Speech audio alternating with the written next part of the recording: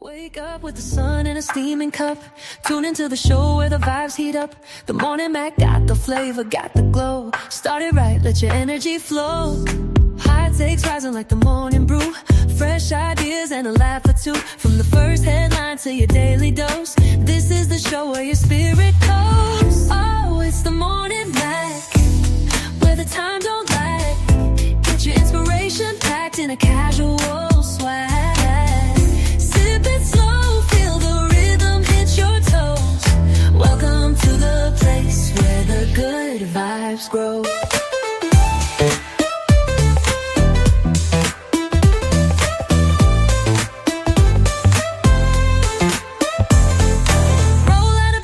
Dreams alive. The Mac got the groove, keeping you in stride. No snooze, just choose to wake up bold. This is your hour, let your story unfold. New ideas with the sunrise spark. Fuel for your fire when the world feels stark. Spinning the tracks of your mental glow. Every listen's a hit on the Morning Mac Show. Oh, it's the Morning Mac, where the time don't lag. Get your inspiration packed in a casual swag.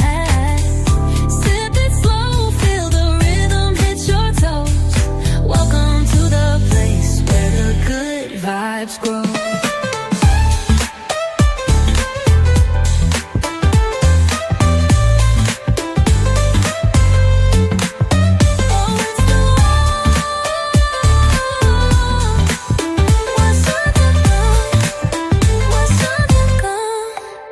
New ideas with a sunrise spark. Fuel for your fire when the world feels stark. We're spinning the tracks of your mental glow. Every listen's a hit on the Morning Mac Show. Oh, it's the Morning Mac, where the time don't lag. Get your inspiration packed in a casual swag. Sip it slow, feel the rhythm hit your toes. Welcome to the place where the good vibes grow.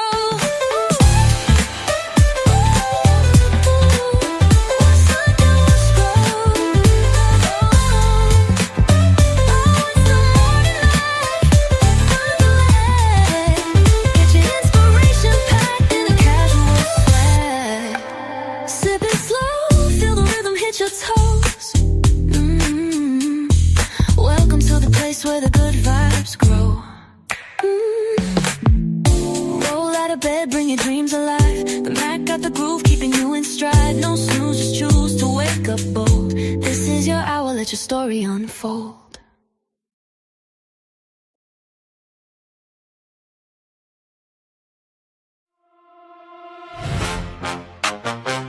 Morning on the mic.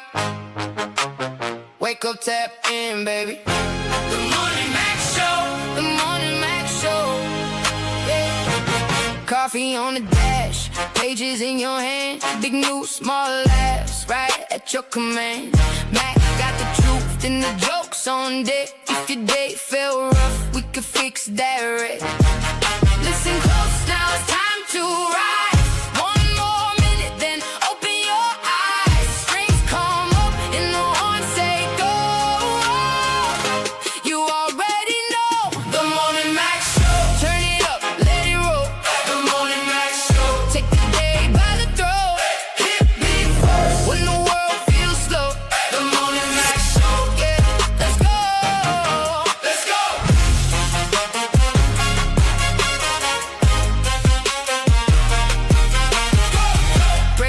Scene with a grin I preach. Hot take in the mix, but it still can't reach. Caller on the line, laughs in every room. From your front porch chair to your work day Zoom. Hands up, now the countdown's done. One bright moment and here we come. Strings rise high, horns cut through. This one's for you. The Morning Mac Show. Turn it up, let it roll. The Morning Mac Show. Take the day by the throat. Here we go. Grand rising to everybody. It's the Morning Mac Show.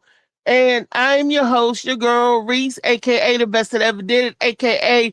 I just really feel like I'm on the radio, only because you guys can't see me because I can't see you all right now.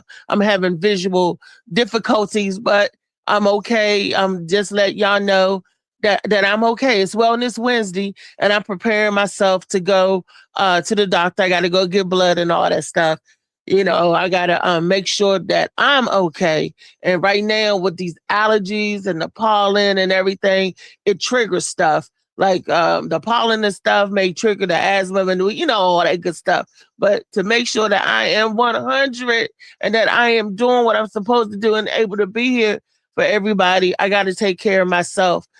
Sometimes I'm like a vintage vehicle. Sometimes I require maintenance, your regular maintenance, like the mileage. You got to check your mileage. I'm a fine tuned engine, and I'm thankful that right now my engine is still running. I may have to do the oil check, may have to check the brakes sometimes. I may get a little low on the antifreeze, it's getting ready to get hot. It's going to be hot today, and I got to adjust my body temperature. And that's another thing that's messing with the allergies and pollen. It's the weather that just keep changing. I don't know about nobody else, but I know after a rain, I tend to get real congested. That's why I'm glad I got Molly Moss Sea Moss. Man, I take one a day. I've been sipping on that one a day. But when I notice now that when I sip on my sea moss, I got to make sure I'm near the bathroom. So it helps get anything that's in your system out. I'm trying to tell you, I ain't no doctor or nothing. I ain't, but all I can tell you is what helps and what works for me. And I saw JoJo Baby over the weekend Saturday, and he gave me some dandelion tincture, y'all. I got some dandelion, but I got to make sure that I can take it. And that's not one of the things that I'm allergic to, because they say I'm allergic to all these all types of leaves and trees and all that stuff. So being that the dandelion is a plant, it's from a tree, I got to get it cleared with my allergist to make sure. I don't want to take nothing to make me feel bad and I end up in the damn hospital. I'm not messing up nothing to mess up May the 23rd. Not a daggone thing. And y'all know what's happening. May the 23rd is getting close to that time. And it's getting it's getting close. So I'm running out of breath a little bit. So it's getting close to that time. It's getting close to that time. And before I run out of breath completely, let me bring my super producers in the show. I know we got Molly Mall in the house and Trey Money in the show. I think I'm on my phone, y'all, and I can't see nobody, but my eyes are for me. My producer not gonna let me Morning down. on the mic. Wake up, tap in, baby. The Morning Mac Show. The Morning Mac Show. Yeah. Coffee on the dash. Pages in your hand. Big news, small laughs. Right at your command. What's up, bro? Got the truth Top of the and morning. the jokes on deck. If your day felt rough, we could fix that wreck. What's up, Mr. Flat?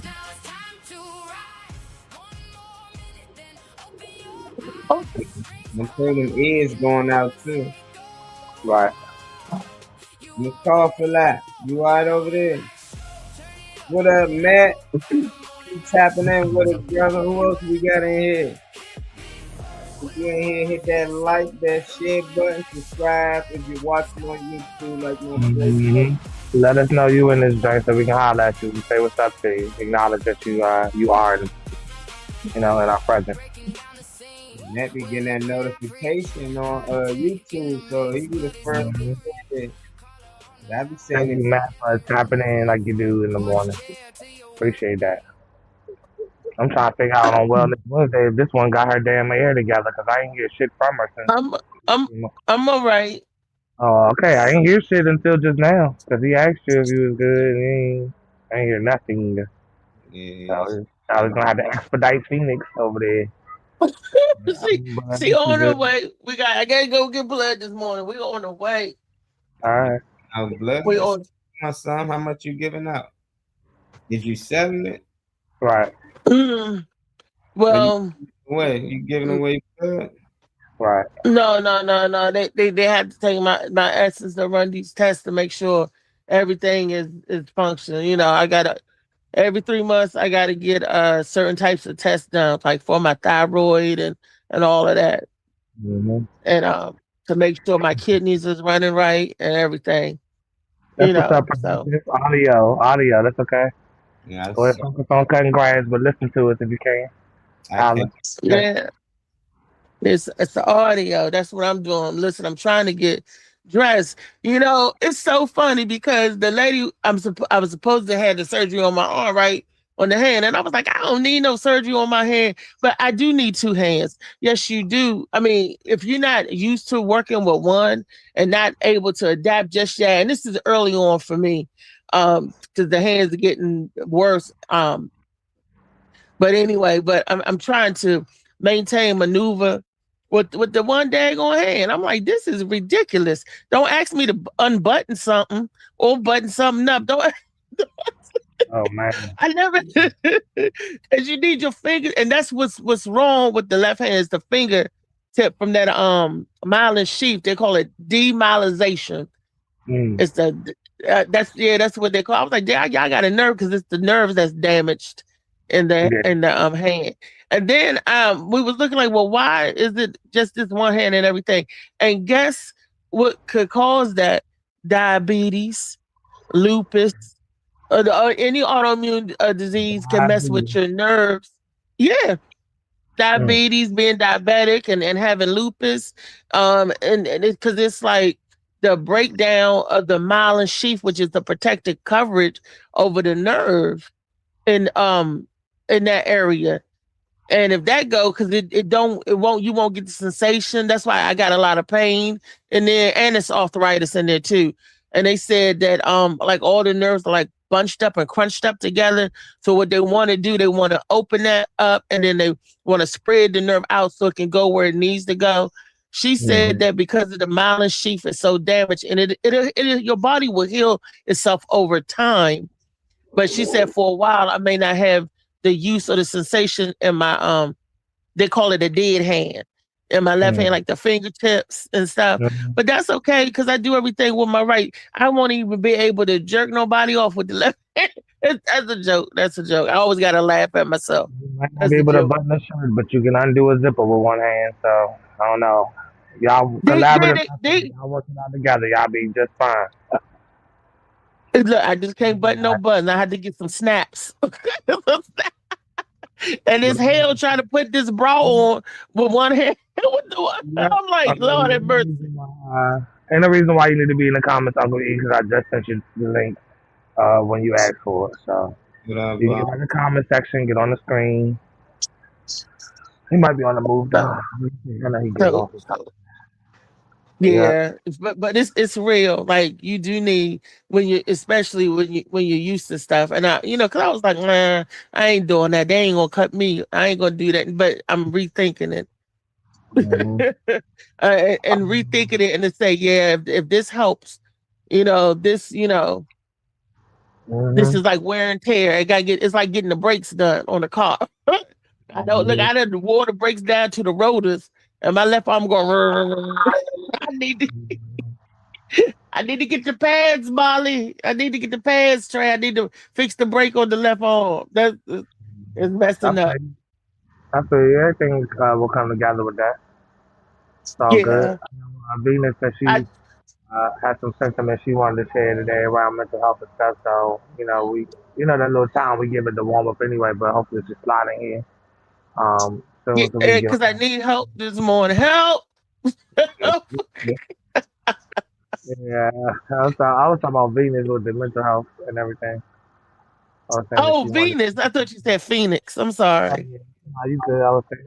He said I want to listen. What? We said I want to listen and do what? I want to listen a little bit. A little bit. Oh, you want to make sure the scene right and everything before you slide on this joint. I feel you. The scene is always going to be good, Venus, because we make the scene. And if you want to change up the scene, slide on in, baby, and give your input, because that's what we're here for. The Morning Mac, music and conversation. You got something you want to talk about, we share it, we bring it, and we know how to. If it's something serious, we straighten right up and we go into our serious mode. If it's something lighthearted, we laugh, we joke, and we enjoy, have a good time. If you got some news to share with us, we already ready. We got the pages, we ready. We on deck. So You want to see what the type of time scene. is going down before he slide on here, though. That makes sense to me. I get It's it. always a good vibe. So it's always a good. It's a good vibe. Good time to slide. Always. While you in the comments, make sure you like, share, man. Share with your friends. Comments. I know some people got reasons, you know, why they don't want everybody to see what they on and stuff. I get that too, but yeah, at least a reaction of some sort on the joint. Yeah, that'd be good. I get them time to pop up in here because y'all already know once we get going, they gonna start tapping in, and I ain't trying to keep asking the same question over and over. Where y'all at? Yeah, anytime we keep replaying the question and all that. I sent the link. I'm about to up that time. Instead of 12, it's about to be motherfucking 11:30. You know what, y'all? I haven't heard from our boy Malik Bay. He usually types in on Wellness Wednesday to give us some good advice or some good criticism. Has he been tapping in? I haven't, I haven't heard him lately. Have y'all seen him or heard him lately? Nah, I haven't really seen too many notifications from him.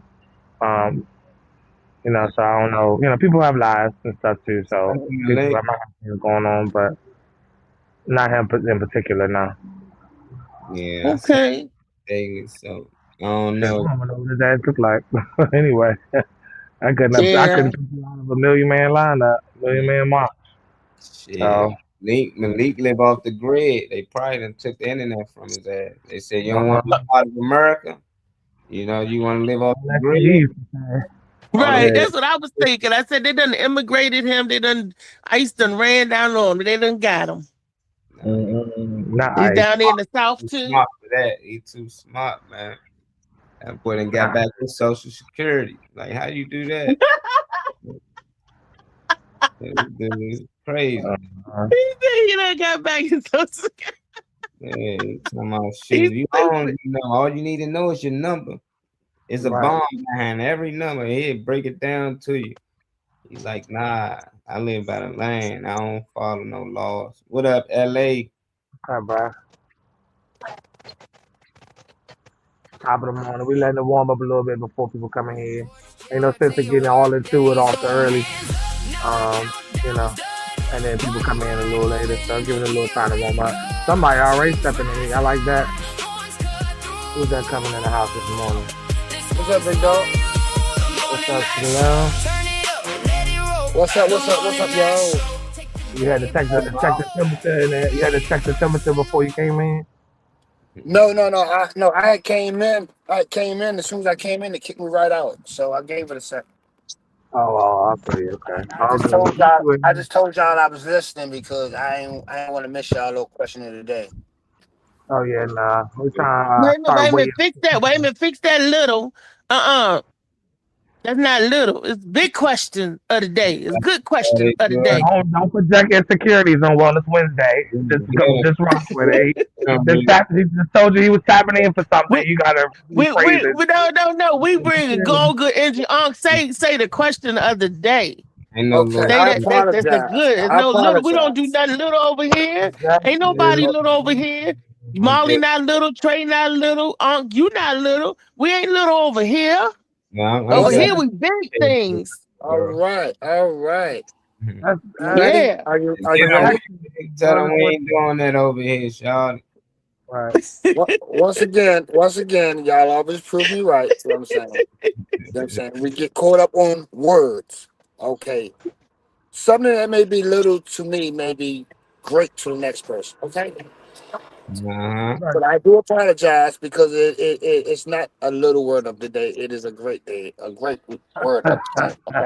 It's the beautiful of the day. And any day that we in it, all of us, me, you, Molly, Trey, anytime we in it, it is grand. And it's also for entertainment purposes only. Yes, well, we big in real life though. We do it big in real life though. See, don't you? You do it big in real life, right? Yeah, I could be doing so much. I'm grateful. I'm definitely grateful. I'm never. Yeah, I'm and never you gonna say. definitely talented. Shoot. And Oh, Molly do it big in real life, and Trey do it big. So we do big stuff in real life. yeah, but I already know that. I already know how I do it in real life. So if somebody just, if I see somebody actions and I see them getting on the show, making sure they on time to catch something, How I'm that like, is. I ain't Good gonna morning, crazy people. what you doing. Like, it ain't that deep. Hey, yeah. Uncle E, not somebody. He is the Uncle E of the show. He's the uncle of the Alright, show. Well, thank you. so Uncle What E can is a I can big. really He's a appreciate that. big Thank you. person to me. you got a He morning big to mantra me. or anything? You got a Yeah. morning mantra or anything for us, Reese? Because you're on a different type of. I mean, I don't mind being a little Uncle E. Ain't nothing wrong with that. No, you big Uncle E to me. You our Uncle E. You my Uncle E, and I love you for who you are. Well, thank you. I love you Yeah, too, and I appreciate that. Are you going through I'm. something? Yes. I'm trying to figure Um, out what the intensifies I it. want to sit I down. love the motivation. I love the, but I'm trying to figure out where your I'm headspace trying. is. I'm trying to. I'm trying to stay positive. I'm trying to keep my spirits up mentally and physically. We had a passing in the family, a death in the family. So Yeah, sometimes when you lose a loved one, if drags it pulls on my soul a little bit. Dang. And I'm trying to stay positive and keep everything up. And I'm trying to keep my health up. I'm about I to don't watch need nothing, you know.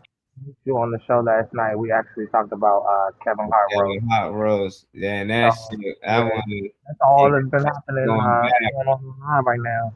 Is that, bro? So I Well, gotta actually let me watch ask it. y'all a question. Or what they keep getting on Cat Williams. Why ain't nobody get on the other people that was roasting him No, that said that he's so small to hang him from a bonsai tree and all that other stuff? that ain't I that mean, ain't nothing. That ain't That's not nothing. that. That's not it. Motherfucking white boy said that you something right. like George Floyd. They talking about a lot of this shit. They ain't just talking about Cat Williams. It was a white dude that said Oh, you ain't gonna be okay. you ain't gonna be able to breathe. You can be looking up, not able to breathe like George Floyd. Like George Floyd. And I thought that was a little They was that going that hard on that joint. They was talking about your old girl, her husband that committed suicide or something. Man, they was going hard on that joint, man. I was like, God, what girl and her husband? What girl? older comedian lady, I forgot her name, Dawson, wide mouth, you Oh, know, I'm not Adele Givens. yeah, big wide mouth. Her The one husband, that said I'm such a lady. Oh, Cheryl Underwood. Well, Adele got a big mouth too. So do Cheryl Underwood got a big mouth. But Adele Givens that was the one that used to be like, I'm such a fucking lady. back, She's LA. skinny I got and she in. got like an overbite. Nah, she But thick. Cheryl Underwood is the one that goes, she, Cheryl Underwood's one always come on stage with her purse. It's her. It's her. That's the one that she's be on the View on the Talk. LA, Whoopi was LA. on the View. But man, we listen. Y'all gotta send them links out, man. I don't be getting the invite because Facebook trash. They don't let me know when y'all live. I be have to search LA name, then see the live joint and hit it. I be like, man, send the link out. We got to create another group. Most suspect roast of all time. I gotta watch the whole thing then. And that's all everybody was talking Cheryl What's the about. Underwood. name of it? Okay, it was Cheryl Oh, Underwood. Oh yeah, oh, it's that's the my big. girl. Yeah, they was Yeah, going there. dude. She took it all I was like, it's on Netflix, so that's what's good about it. Well, So they okay. do what they want on there. Then we're gonna have to have a Netflix watch party. Yeah, but How we Where? do that? Where? It used to be that they used to let you share and do like we all could watch at the same time. yeah, you can Try to hit the get copyright. party. Yeah, hit the watch party, then we all can watch. There goes Venus right there. We want sharing your clip till you got in here, Venus. Yeah, we ain't talking about it till you get in here. But whenever we were able to pop in. I don't know if you got the link or not. Let us know if you don't. And because I'm a little visually challenged more than usual today, could y'all elaborate on the video if it's something I gotta watch? Because I'm Yeah, listening. I'm listening. animation. It's all voice, so it has the animation on it, but it's her voiceover. I took her video as like a coaching, almost like a morning mantra or mantra in general. she'll get into the sentiments. It's more so about like moving forward, getting past and over things, getting around things, talking yourself, coaching yourself out of it. But so when we get to that, it's already preloaded. So when she does slide in here, we'll be able to pull it up. But it's Okay. audio. She's giving a voiceover, so it's good for you today, especially because it's not anything that you would miss. And I do have the link. I just sent it at 4 in the morning. So just go to my name and you'll see that's the last thing I sent you. I don't know why nobody really be speaking the link. Hearts on it. Sometimes I gotta send the link out. I go to sleep 5 in the morning because I might wake up late. Then I gotta send everybody the link and all this. Mm-hmm.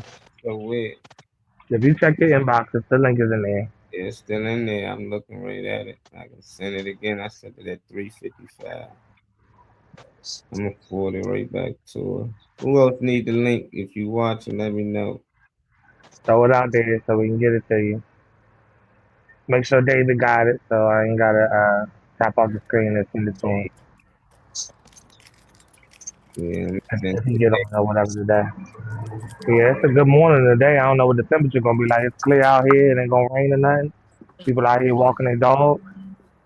It feels beautiful outside, man. I suggest everybody get out there and get some fresh air. I think gonna like get outside their house and stuff. Or somebody coming through here. Might be me. Okay, it is. What's going on? What up? My bad. I definitely didn't see that. I wasn't paying attention enough, I think. My bad. I missed the link. It happens all the time. It happens. No, and I hearted it. I hearted it. So I mean, it definitely was my bad. I definitely accept my accountability on that. But I'm here. How y'all doing this morning? Pretty good. Top of the morning, beautiful. Cali Cow. Adam Cloud Busters on. I ain't even asking Kyle about that no more. And already let me know it was a dud because he ain't never say nothing after you told us you was gonna give us a dead update. Hey, you said on the Wednesday. I ain't asking about it no more.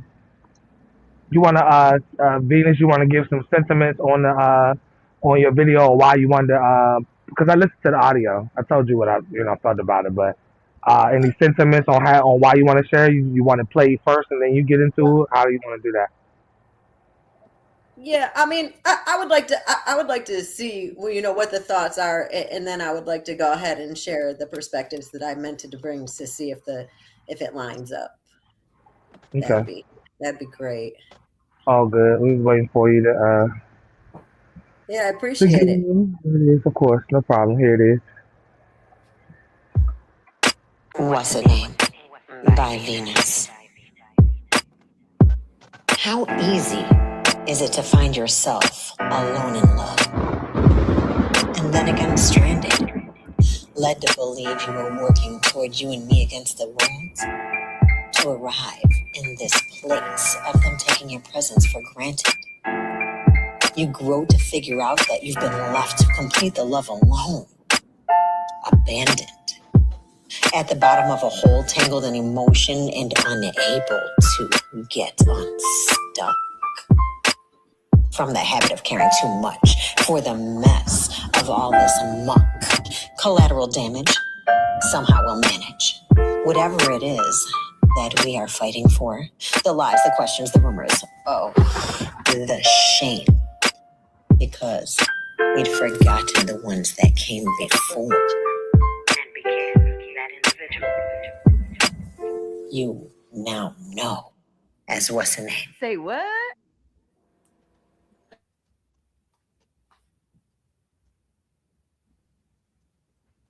Say what? Say what? Absolutely.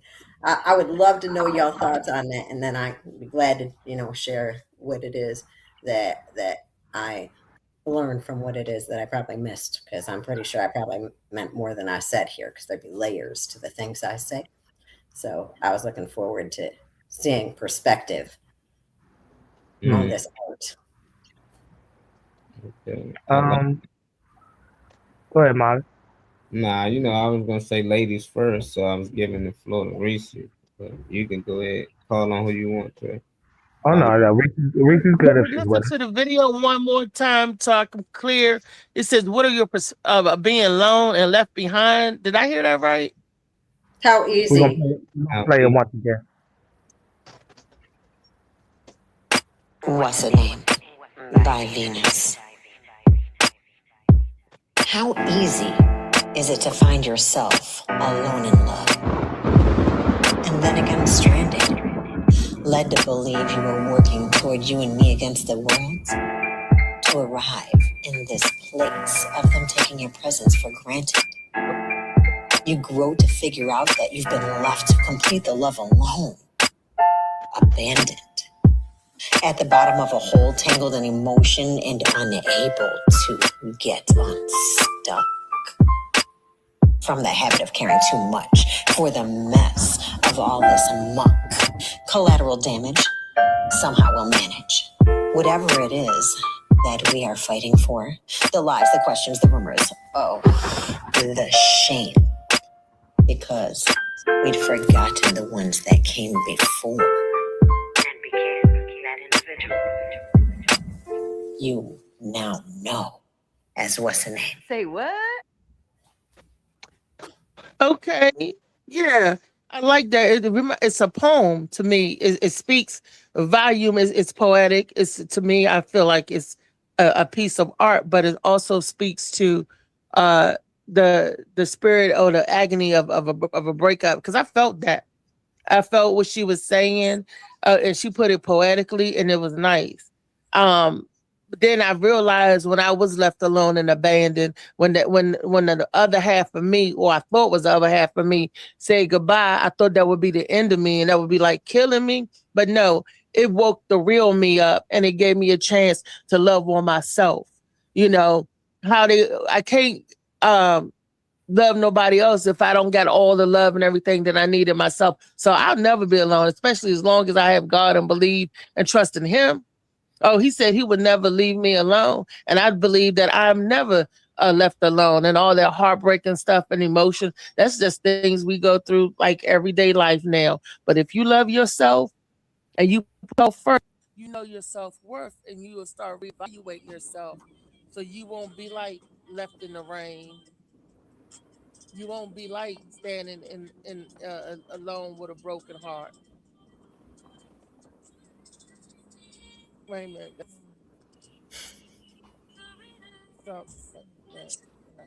I didn't want to cut on my earphones and say too much. Hopefully that shit across the street isn't too loud.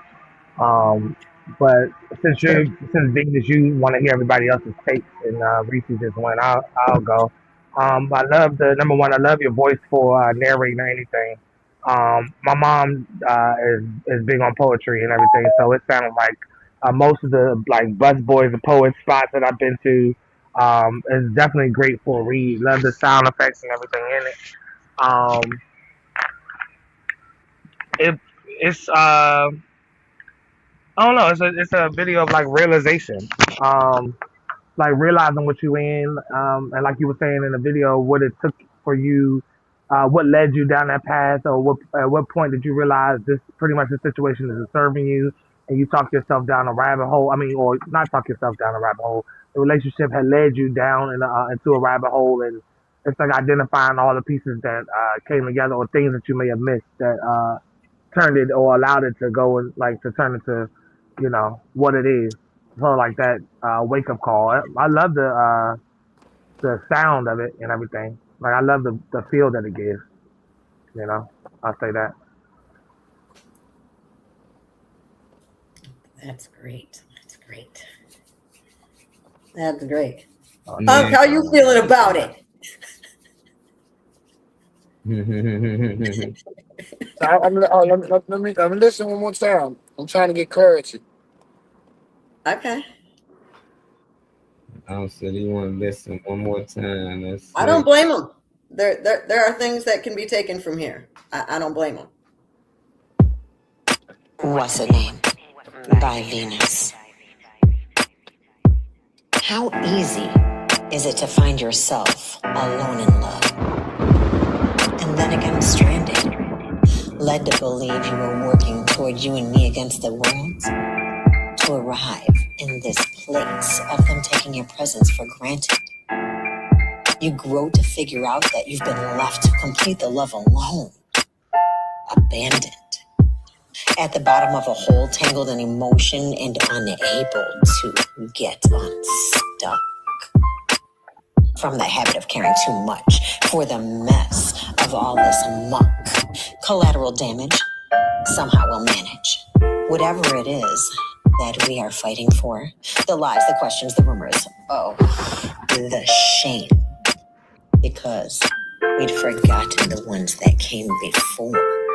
And became that individual you now know as what's the name? Say what? Now, from my understanding of this is somebody being trapped in a state of depression and them not understanding how to get out of it. And am I getting the right interpretation? Because I caught the video at the same part both times. I don't know what it is about the stream, but I didn't hear the beginning of either one of them. But I'm thinking that it was speaking on mental health and, you know, some people being stuck in a place. Am I saying, I mean, is that right? Yeah, I would say more so. Hello? Your perception, man. Just That's how you pick it up, honestly. No, because I only seen half of the video. I'm asking my wife. 5 seconds, that's it. It's the same stuff, really. Okay, all right. Well, now, what's up, brother, man? hey, Trey, can you Yeah, help what's me? up? Because I had 3 things I wanted to say about Yeah, the mental health and all that. I got So you. No can you problem. help me, Trey, with the things Yeah, I was talking to you this morning about? the thing you was talking about, one of the things you was talking about was placing people in a different environment, pretty much removing them from whatever it is they're seeing on the constant to show them like a new light, show them a new way, just show them different things they're not used to, like get them out the box pretty much they're in. Another one of the other things you was talking about is communication, helping replace the bad memories with the good. Uh, it was a third sentiment on something else, but it still had to do with reshaping a person's reality pretty much is what you was hitting on. Can y'all hear me? I don't know if you heard what I said or not. Nah, Yes. Okay. man. All right. Well, I believe the 3 points that I was raising to Trey this morning was, I think one had something to do with the strain that we have when we deal with mental health is we care more about a problem that the next person is having versus them caring. So, I think the places that people are in they have a reaction, a mental health reaction, as far as like their thought process is somewhat off, their perception is off, and I also believe that mental health is it's a lack of, and I think I said this before, it's a lack of knowing how to forget a memory. Like your body's not trained to remember pain physically, but your body can retain pain mentally. So if you can honestly look past everything that's going on in this world and focus more on yourself, your mental health will improve. And I think when it says something about sacrifice, I think that's the people that's in your life. The people that's in your life, it plays a majority of the role of your mental health. If you're around some positive people that's trying to do something, I believe that they can be a real strong, it's going to have a real strong burn on your mental health.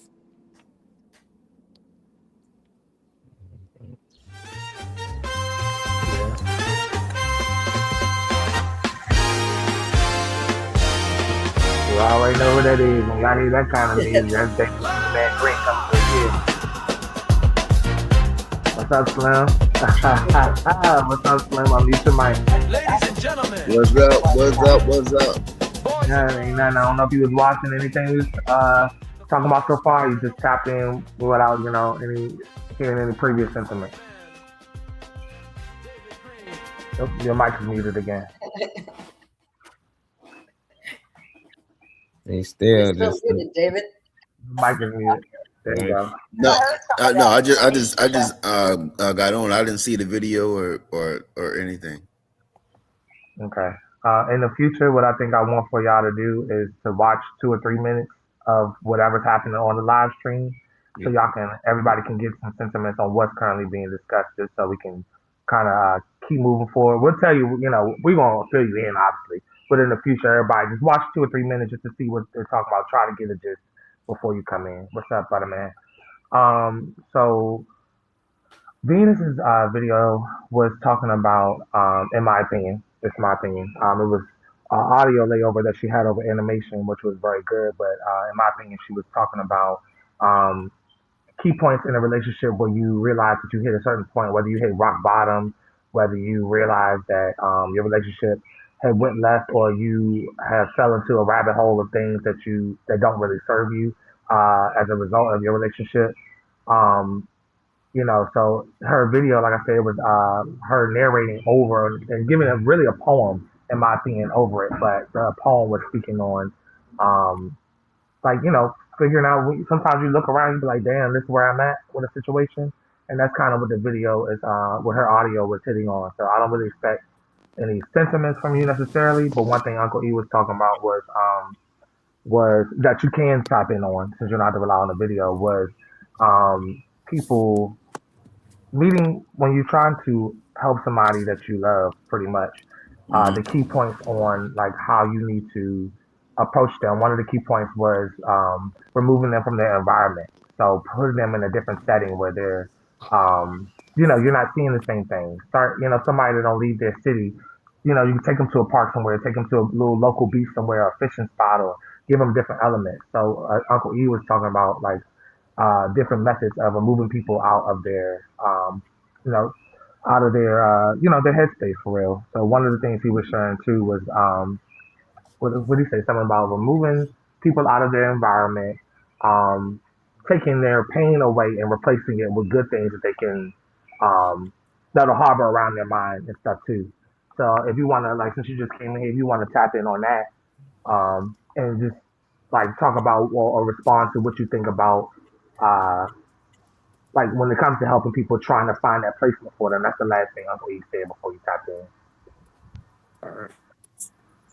You talking about me? Yeah, I was telling him some of your sentiments. I was telling him some of the last things you were saying, trying to catch him up to speed.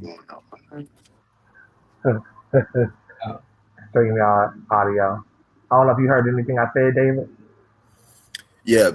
I heard what you said about Uncle E, when you was saying about taking people out their environment and everything. I mean that is all good, but I mean some people are just stuck in their ways or whatever like that. No, you know what I mean? Like you be like, hey, you never been to the beach, you never been here, this is this, and they have like 20 excuses why they don't want to go. You know what I mean? I can't swim.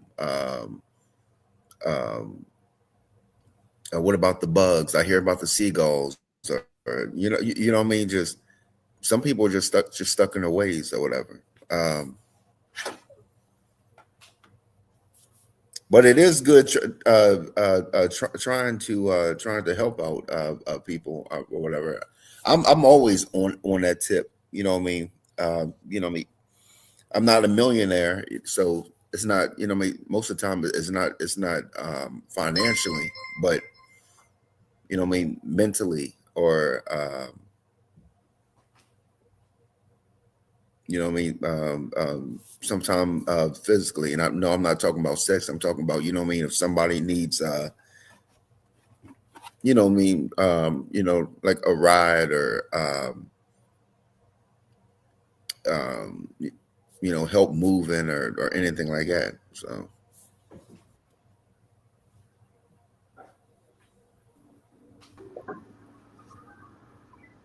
yeah.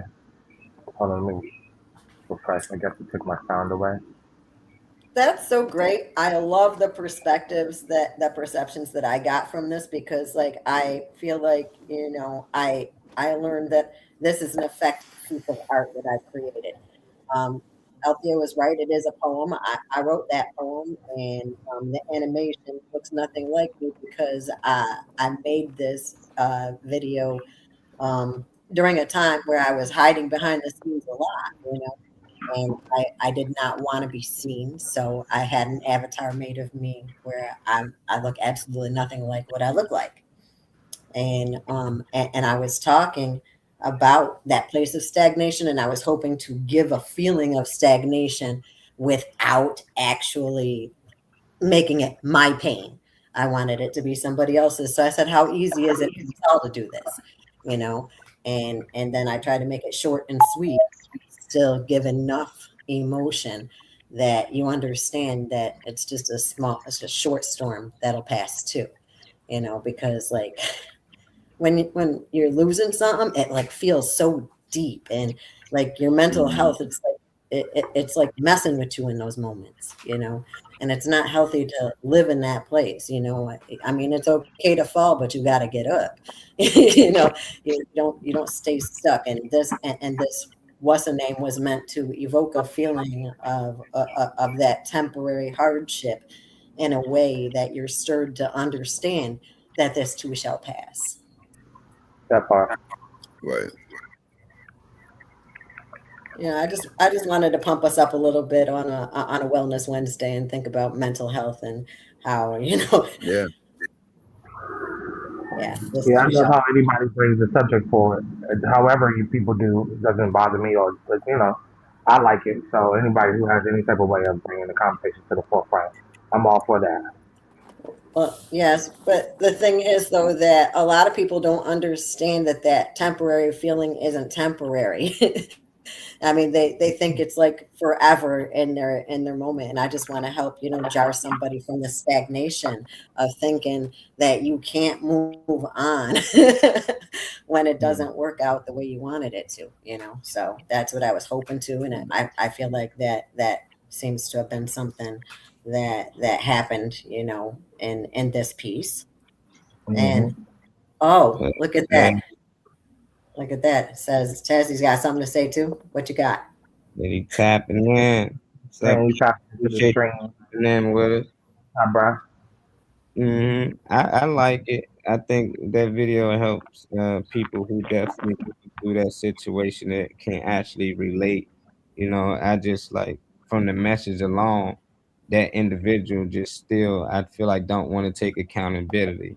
It's still a blame game. It's the partner left them alone. I thought I was in this, and I was left to do this and finish this by myself, and it was just like it seemed like it's always somebody else's fault. It's like nah, it's like a lot of people don't take accountability. Just like even if it don't work out, I understand, but it's like every time I talk to somebody, they not the reason the relationship didn't work. They never point out anything that they could have did better or anything like that. So I just feel like anything you go through that's heartbreaking or hurtful, it's a lesson. It's not a loss. So people sit around feeling lost and they feeling like they is abandoned and everything. It's like that just tell me how much they love themselves. And how much do they hold themselves accountable? They will blame the devil. They would blame, I was around all of these bad friends and this and that. It's like, but what about you? The individual, the person that you're looking at in the mirror, and they don't want to take accountability. So they gonna blame their ex and I thought I was in this and that month he moved on, he happy, or she moved on, she happy.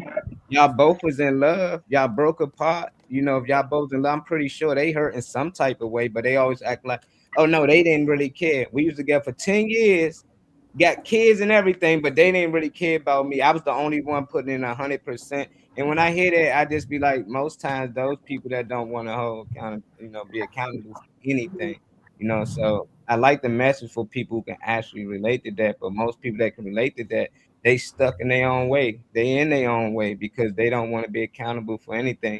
They don't want to see what they could have did better to make that relationship last, or look forward to the next relationship and say, I'm not going to allow this to happen no more. Instead they just sit back and stay away from everybody because now everybody that man or everybody that woman, so it's just like, nah, I don't try to bunch everybody in. Life is supposed to be about love, hurt, hate, all of this stuff, happiness. We supposed to experience all these things in life, and whenever we go through a hardship, we want to shut down and don't live no more. And I'm like, no, that's the time you're supposed to live the most. You know, that's good in the movies and the books when people going through things. You know, we're gonna get to a time when everything good. You know, that's why, like when you say a lot of people don't realize it's just temporary. You know, so once they realize that, and you should know that once you get to a certain age, we've been in multiple relationships, we've been through heartbreak, and we know what it takes to get over it.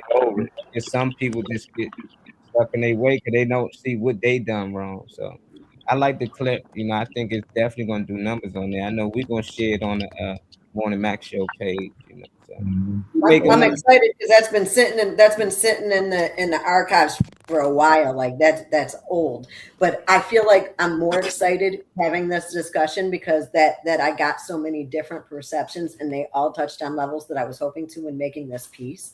I feel great about that.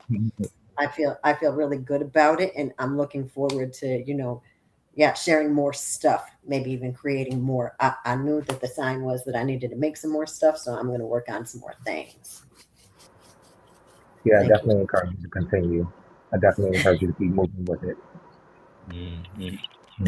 Yeah, I agree with Molly. You know what I mean? About taking accountability, especially during a breakup. So I always say, like, an immature person in a breakup will sit there and think about all the things that person did, but a mature person would end the relationship and think about what both of you all did. You know what I mean? Because if you sit there and you focus everything that person did, knowing or not knowing what you did, and when you get into another relationship, you're going to repeat the same thing that you did, and then wonder why that relationship's not going to work.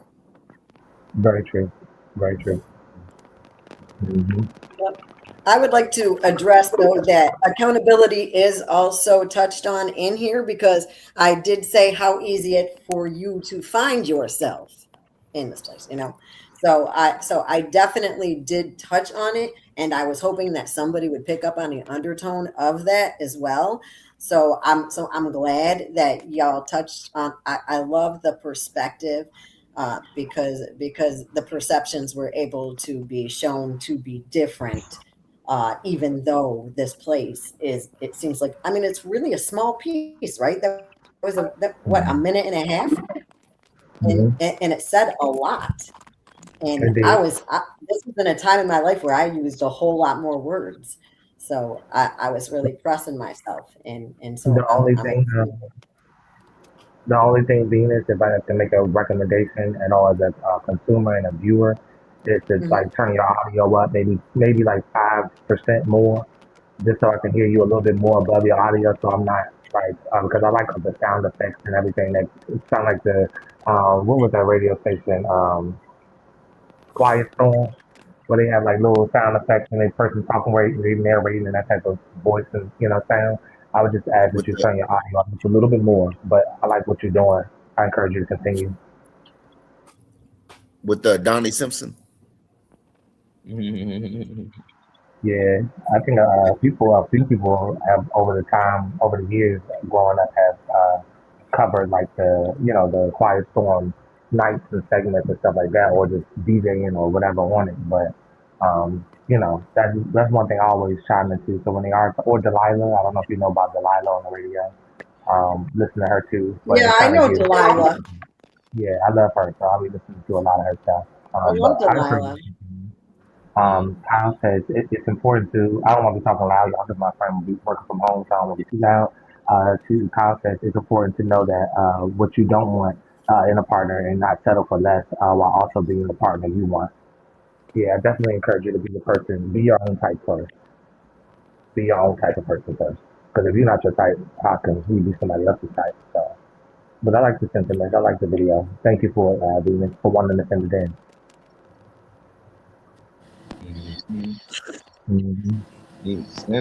Man. We can move to that first one if you want to.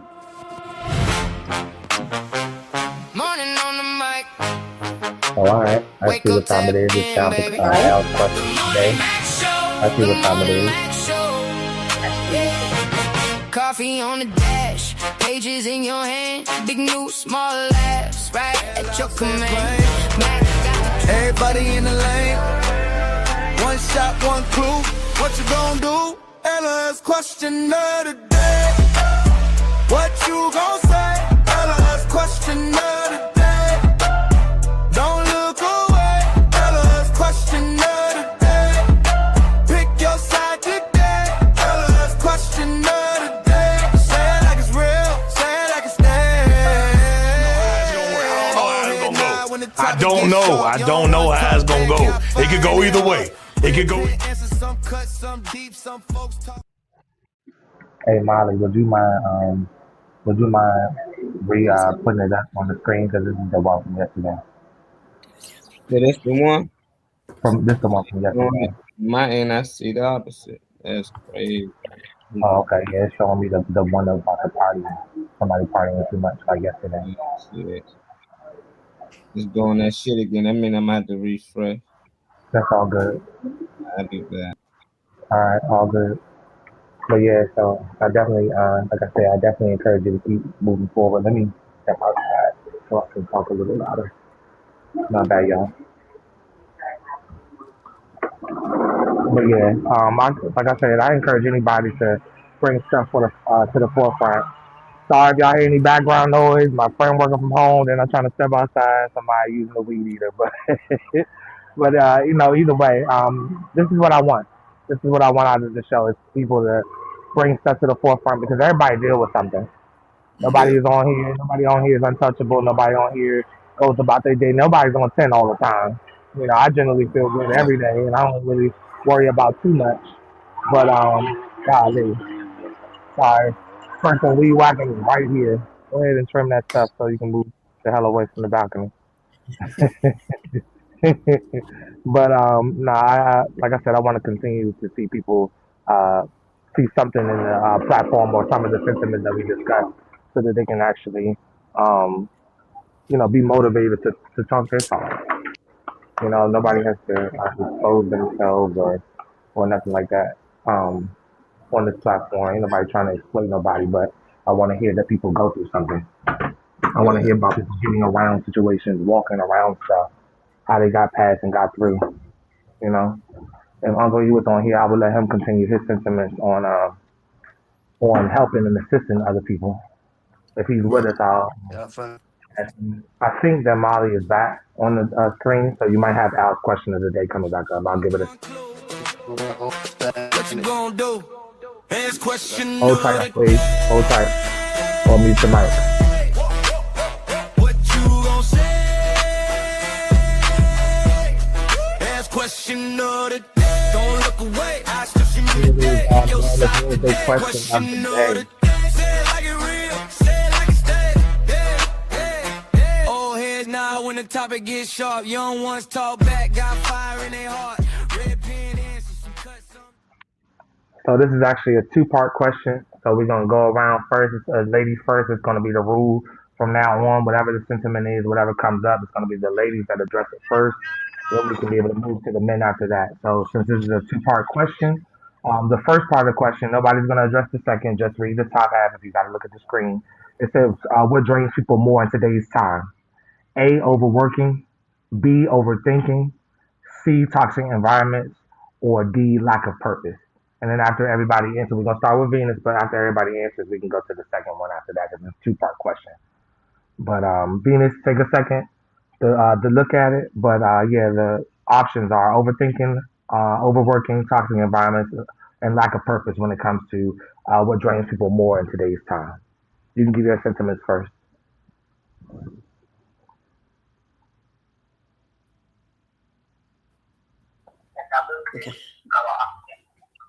Okay, so I was thinking about this, and I got to overthinking. So I think my immediate response is like overthinking, even though lack of purpose is the real one that's gonna, you know, right on. Yeah, lack of purpose, because you think more on your purpose, and then you're not overthinking other stuff. So yeah, I'm gonna say lack of purpose. Final answer. I ain't mad at that. Solid enough. Right. Solid enough. Funny man, what's up? I'm going to go with overthinking, because that's how a lot of arguments and fights are started. Because when you start overthinking, you know, what I mean, you okay. So either this, if you're overthinking, you're thinking, you know, what I mean, negative about you or whatever. And you're like, oh, somebody is trying to get me. Somebody is saying this about me. This is this. Somebody is trying to screw me over. This is this, whatever, like that. No, and you sit there and you put in scenarios and stuff and all that's inside your head that's may or may not even be true or whatever. So you know what I mean, starting fights and situations and stuff like that now. Whatever, phone, tablet, whatever, you know, you gotta cut it off.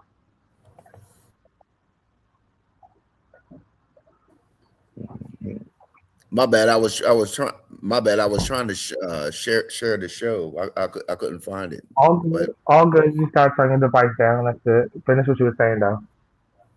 But yeah, my thought is overthinking, because, like I said, when you overthink, you. I mean, sometimes it can be good, but most of the time, is, you know what I mean, is real bad, because, you know what I mean, normally when you're overthinking, it's always something negative or something, you know what I mean, like, I don't think this person is really my friend, or I don't, you know what I mean. So I'm saying my guess is overthinking. Okay. If I look at it myself, I would say it would be the toxic environment for me. Me personally witnessing the environment, I don't believe in, because I'm now understanding my value. I understand the concept of a few things: not exerting myself for a cause that doesn't really benefit me, and also reserving this body so that when I'm 60 years old, I can still walk around and get around without too much of a problem. Not saying that things don't take you down, but toxic environments, most of the things that have gotten in my way is projection. From people in your environment, you'll have people that don't want you to do this and don't want you to succeed, or it might be a form of gaslighting, or some people want to give false encouragement, but they're really waiting for something to fall apart for you. Because I stopped, I don't really believe in the overthinking part, because I feel like my mind is always racing with a whole bunch of thoughts going through it. So yeah, for me, it would be the toxic environment to answer the question. People externally or the energy that's harboring around you, because that stuff can take a play on your mindset, in my opinion, too.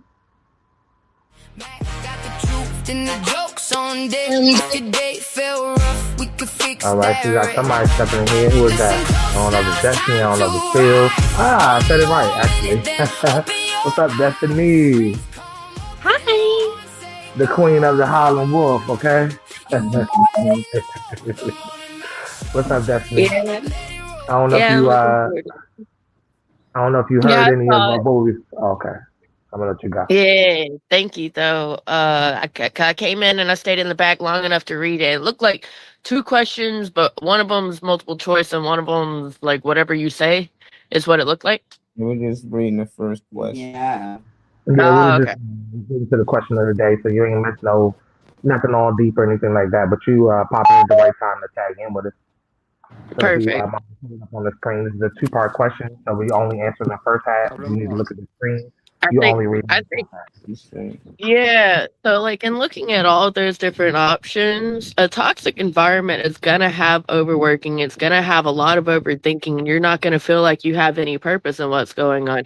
I feel like C is the embodiment of all of the other things plus extra sprinklings on top. So I'm going with the toxic environment that can hold a motherfucker back way faster than just about anything. You can have one toxic friend and you can leave them in the back, but if your entire environment is toxic, good fucking luck, dude. You gotta get rid of some people. Hell yeah. Okay, I say that too. I feel like, the toxic energy can be a blanket over your own mindset. Even if you have the right intentions, you might feel good today, but somebody, harboring around you, live with you, whatever, can come in and fuck it up. Just because they know, somebody personal is gonna know pretty much your triggers. They're gonna know what probably get you in the mood. If they want to get you in that space, they probably know how to do it. So that's what my take is. Molly, I don't know if you want to answer before we move to the second half of the question. Can I piggyback on what you two were saying? I was thinking toxic.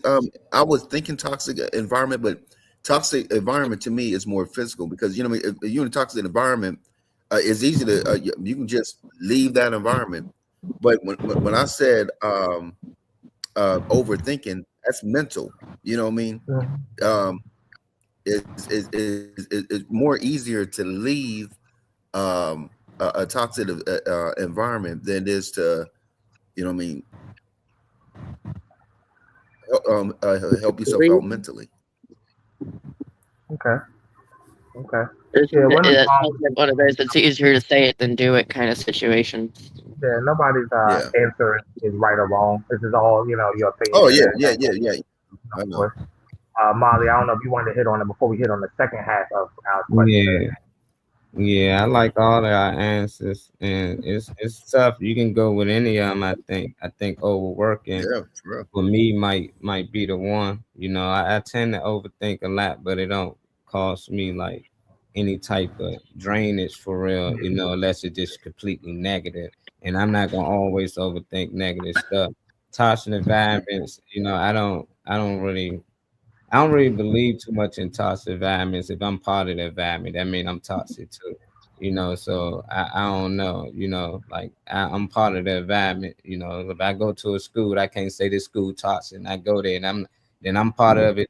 So I don't know. I just think that overworking, no matter what it is you're doing, if you overdoing it, that can cause a lot of a lot of strain on your body. It can cause stress. It can cause you to be hospitalized.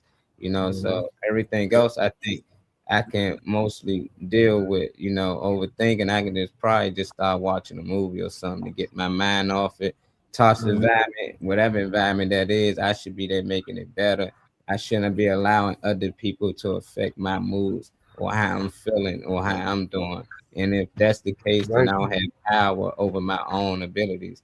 So I tell people all the time, if somebody can say something to you and piss you off for the rest of the day, then they got control of you. And most times that's in toxic, so-called toxic environment. So I still think that's a lot to do with the individual.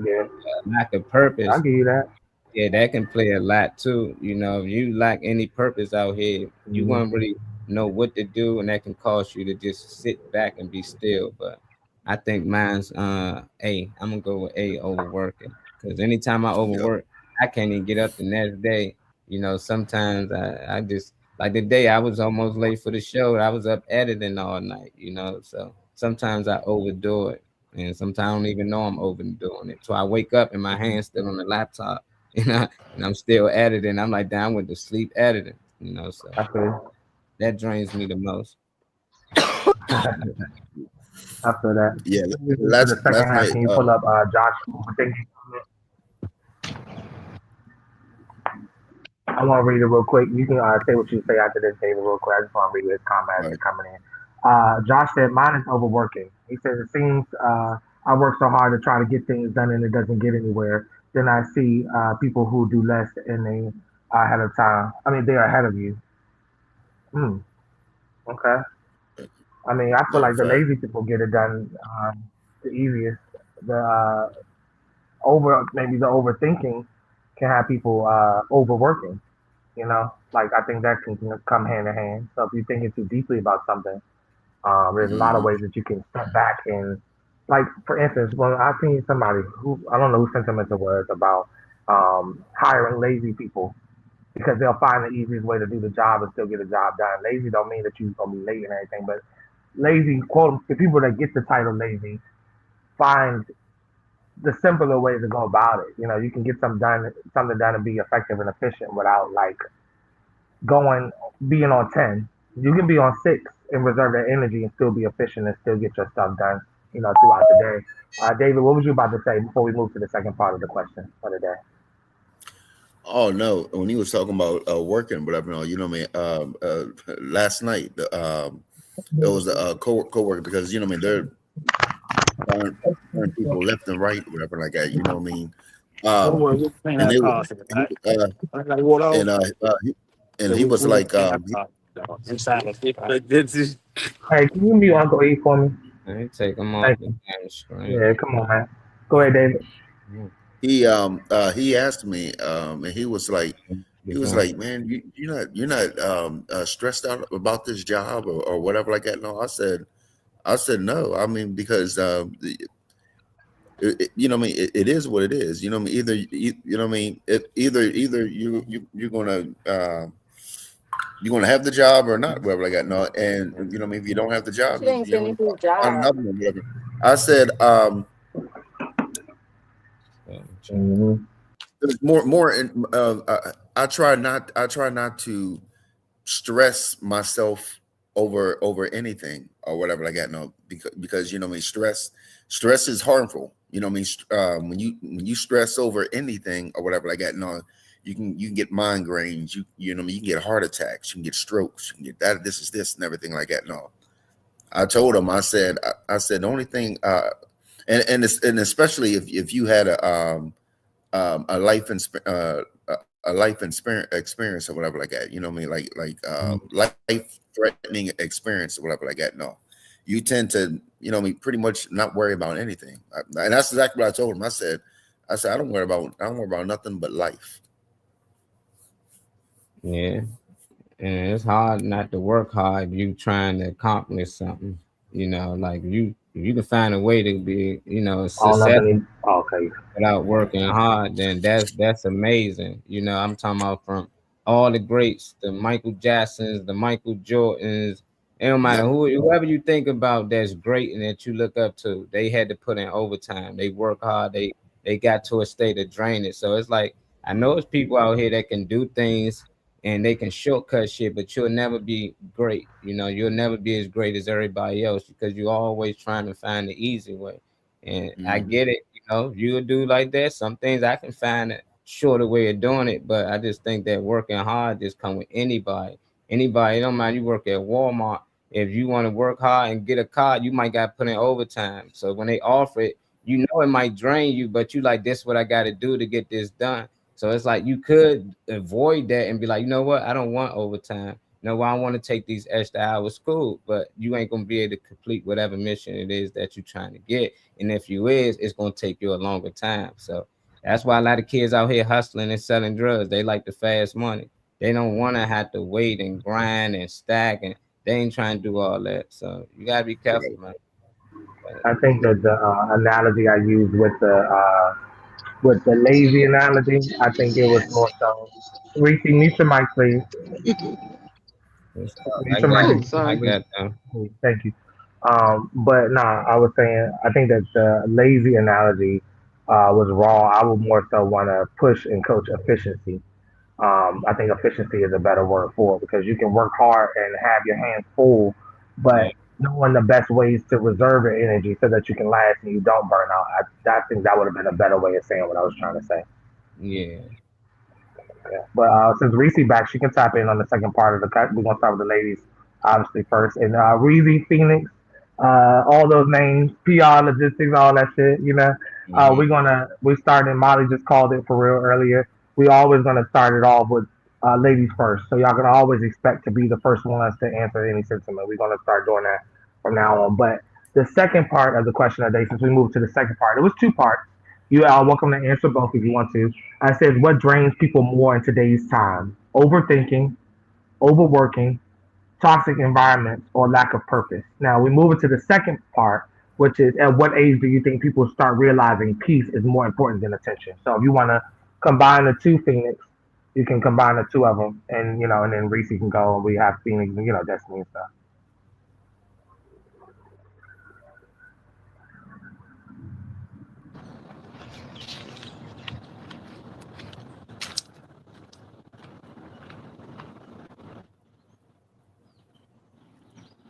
Y'all completely muted over there. I just see her lips moving. She just gone.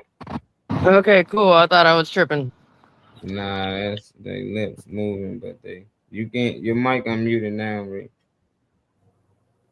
The first part is above. I just experienced something toxic, and it was so exhausting because when people go through stuff and that's toxic and they bring it to you, it gets you fired up, revved up. Sometimes it feel like your body been working because you get the adrenaline, get the pumping in your heart, get the pumping and everything, and all of that is like combined together, and definitely overthinking, because when you overthink stuff, you're not sure yourself, that you go back and you running around in your head.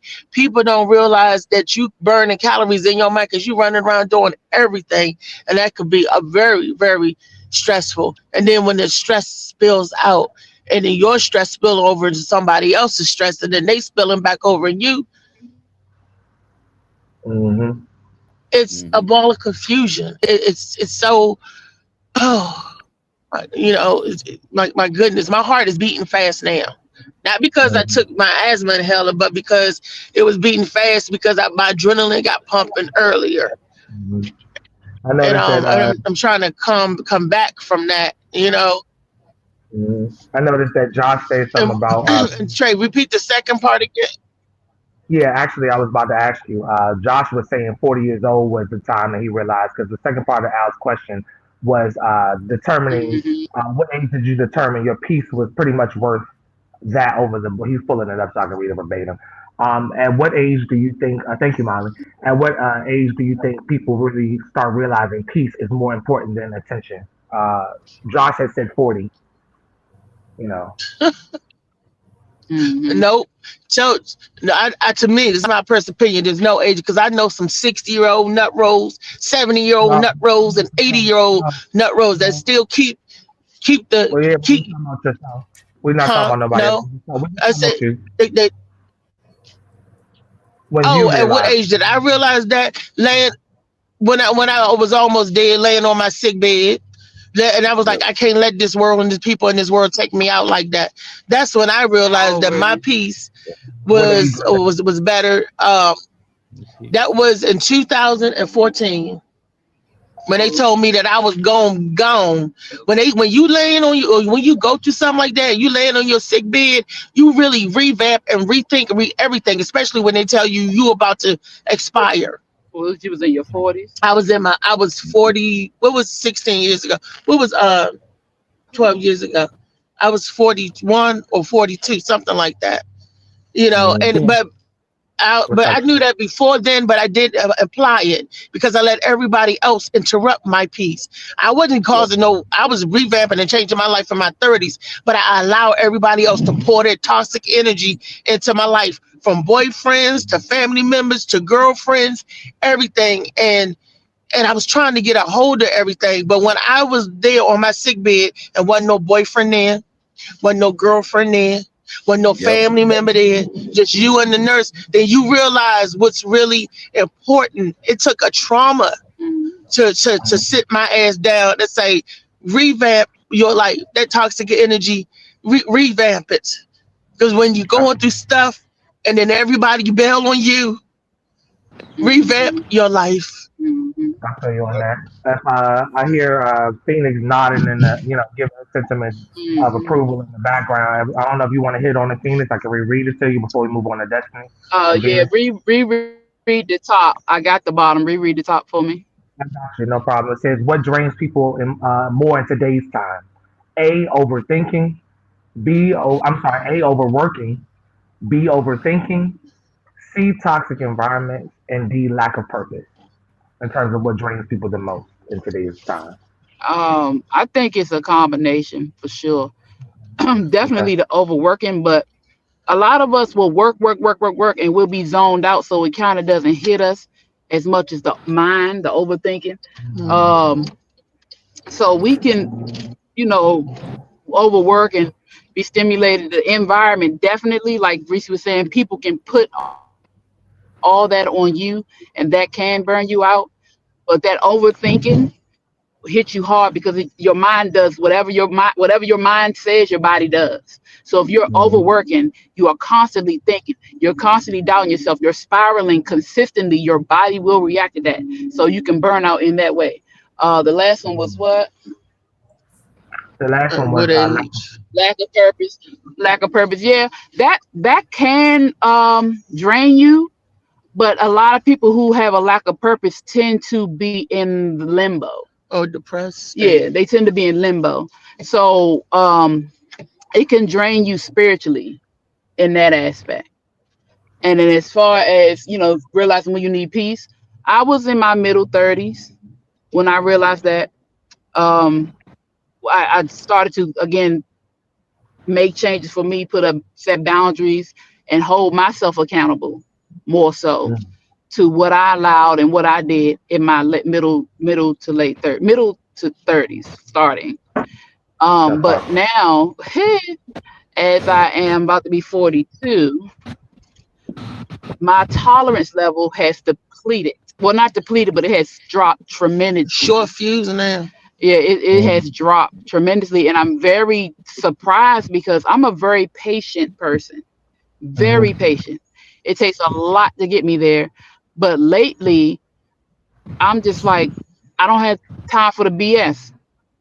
Don't bullshit me. Don't BS me. And just be straightforward with me. Please. I just be straight with me. Where you going? I thought it was the brown. No, our building is further down.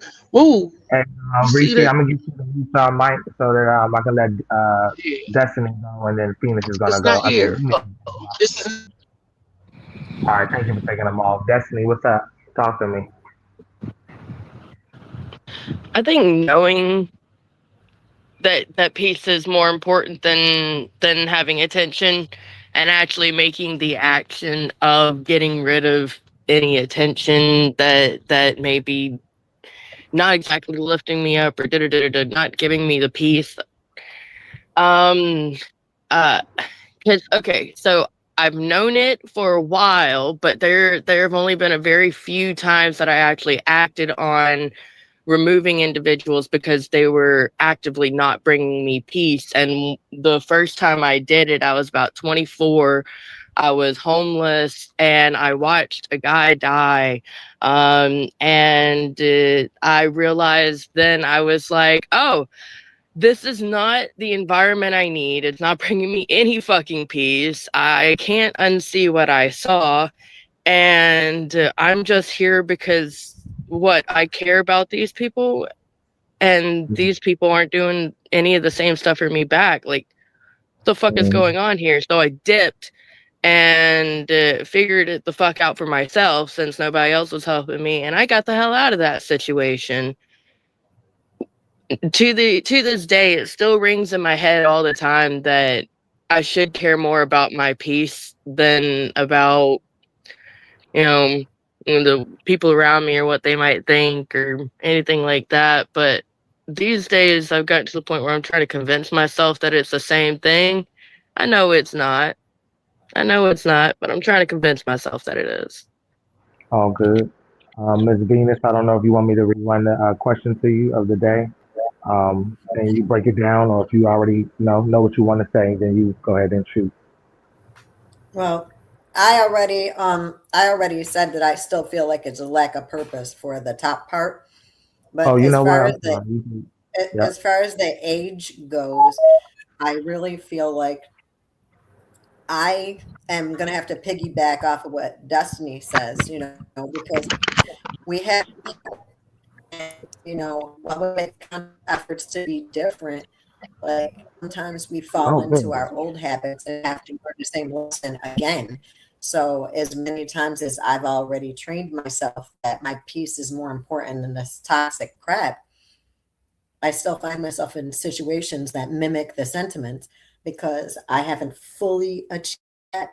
I'm older now than I was for the time that I learned before, and the time that I learned before that, and the time before that. And actually, I guess that's how come I ended up with a what's the name. You know what I'm saying? I'm gonna keep on learning, but I'm gonna keep on pushing forward. So It's all peace. It's all peace. I don't know when I picked up that I was on. For some reason she tapped out. What's up, Phil? I seen you on the screen. I had to try to get around to you as soon as I could.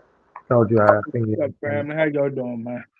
Good, good. Hopefully it's a decent morning and stuff for you, or not morning, but it's a grand day so far for you. Yeah, it's getting there. It's getting there as long as you work on it. Try to make it as best. Oh yeah, definitely working on it. Always. I want you to tap into the question of the day, and then we obviously have a video while you're in here. But Molly, if you can bring it up for me, you got some multiple choice. You got like a multiple choice question on there, and it's also asking about where people are in life. Let me see. First one says, what drains people more in today's world? Is it overworking? Is it overthinking? Is it toxic environments, or is it lack of purpose? Also, I get you to answer both at the same time. It says there's two parts to it. At what age do people really start realizing peace is more important than attention? So however you want to answer that, you can choose.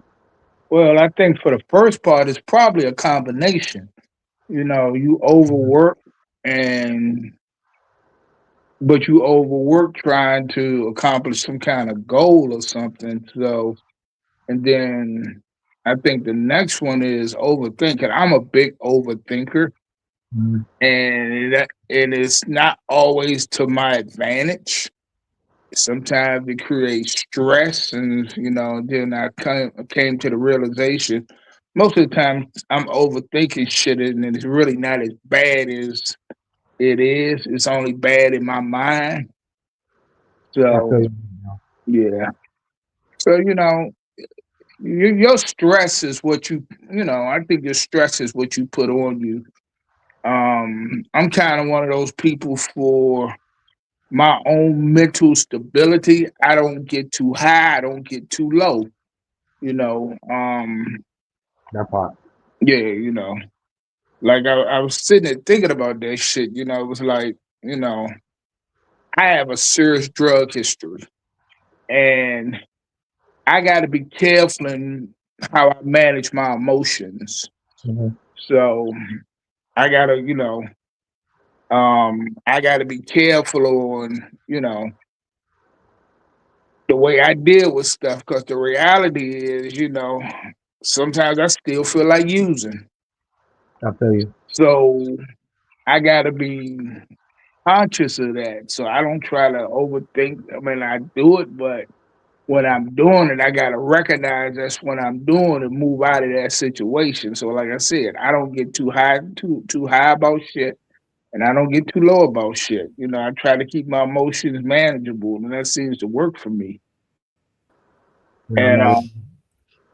And I think that the second part of the question is that's kind of an individual question. When do you feel like, at what age did you feel like,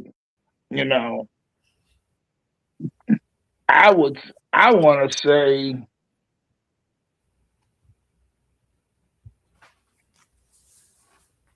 for some reason I keep going back to my divorce, which was a really stressful part of my life. It was like, I didn't know if I was going to keep my kids. I didn't know, all kinds of shit. So, I mean, at that point, but like I said, I've always been clean. I've always learned that I don't control nothing but what goes on in my life.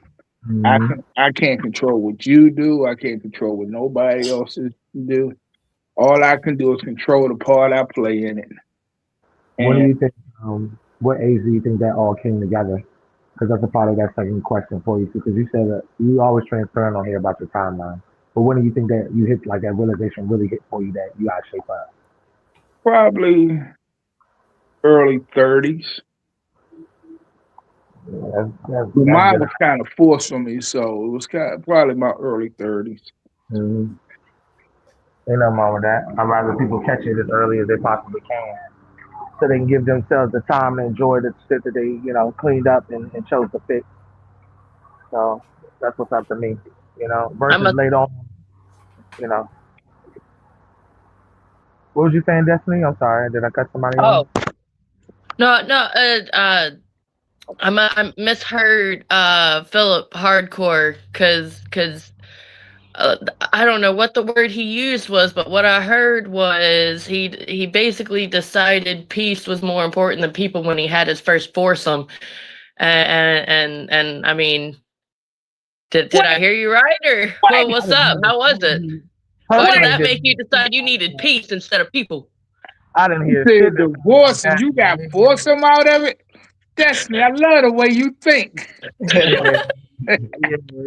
I said divorce. You said foursome. Shit. Oh, well, that's very different. My bad. But yours sounds better than mine. Tell me more. Now you tell me my story. Shit, that's one thing I like that better. Shit, Like, I do too. I knew I loved you for a reason, Destiny. Oh shit, no. Shoot, I think everybody really hit on the sentiment of this joint. They can move to the video. Also, the second joint. I ain't mention nothing. What video you want me to go to?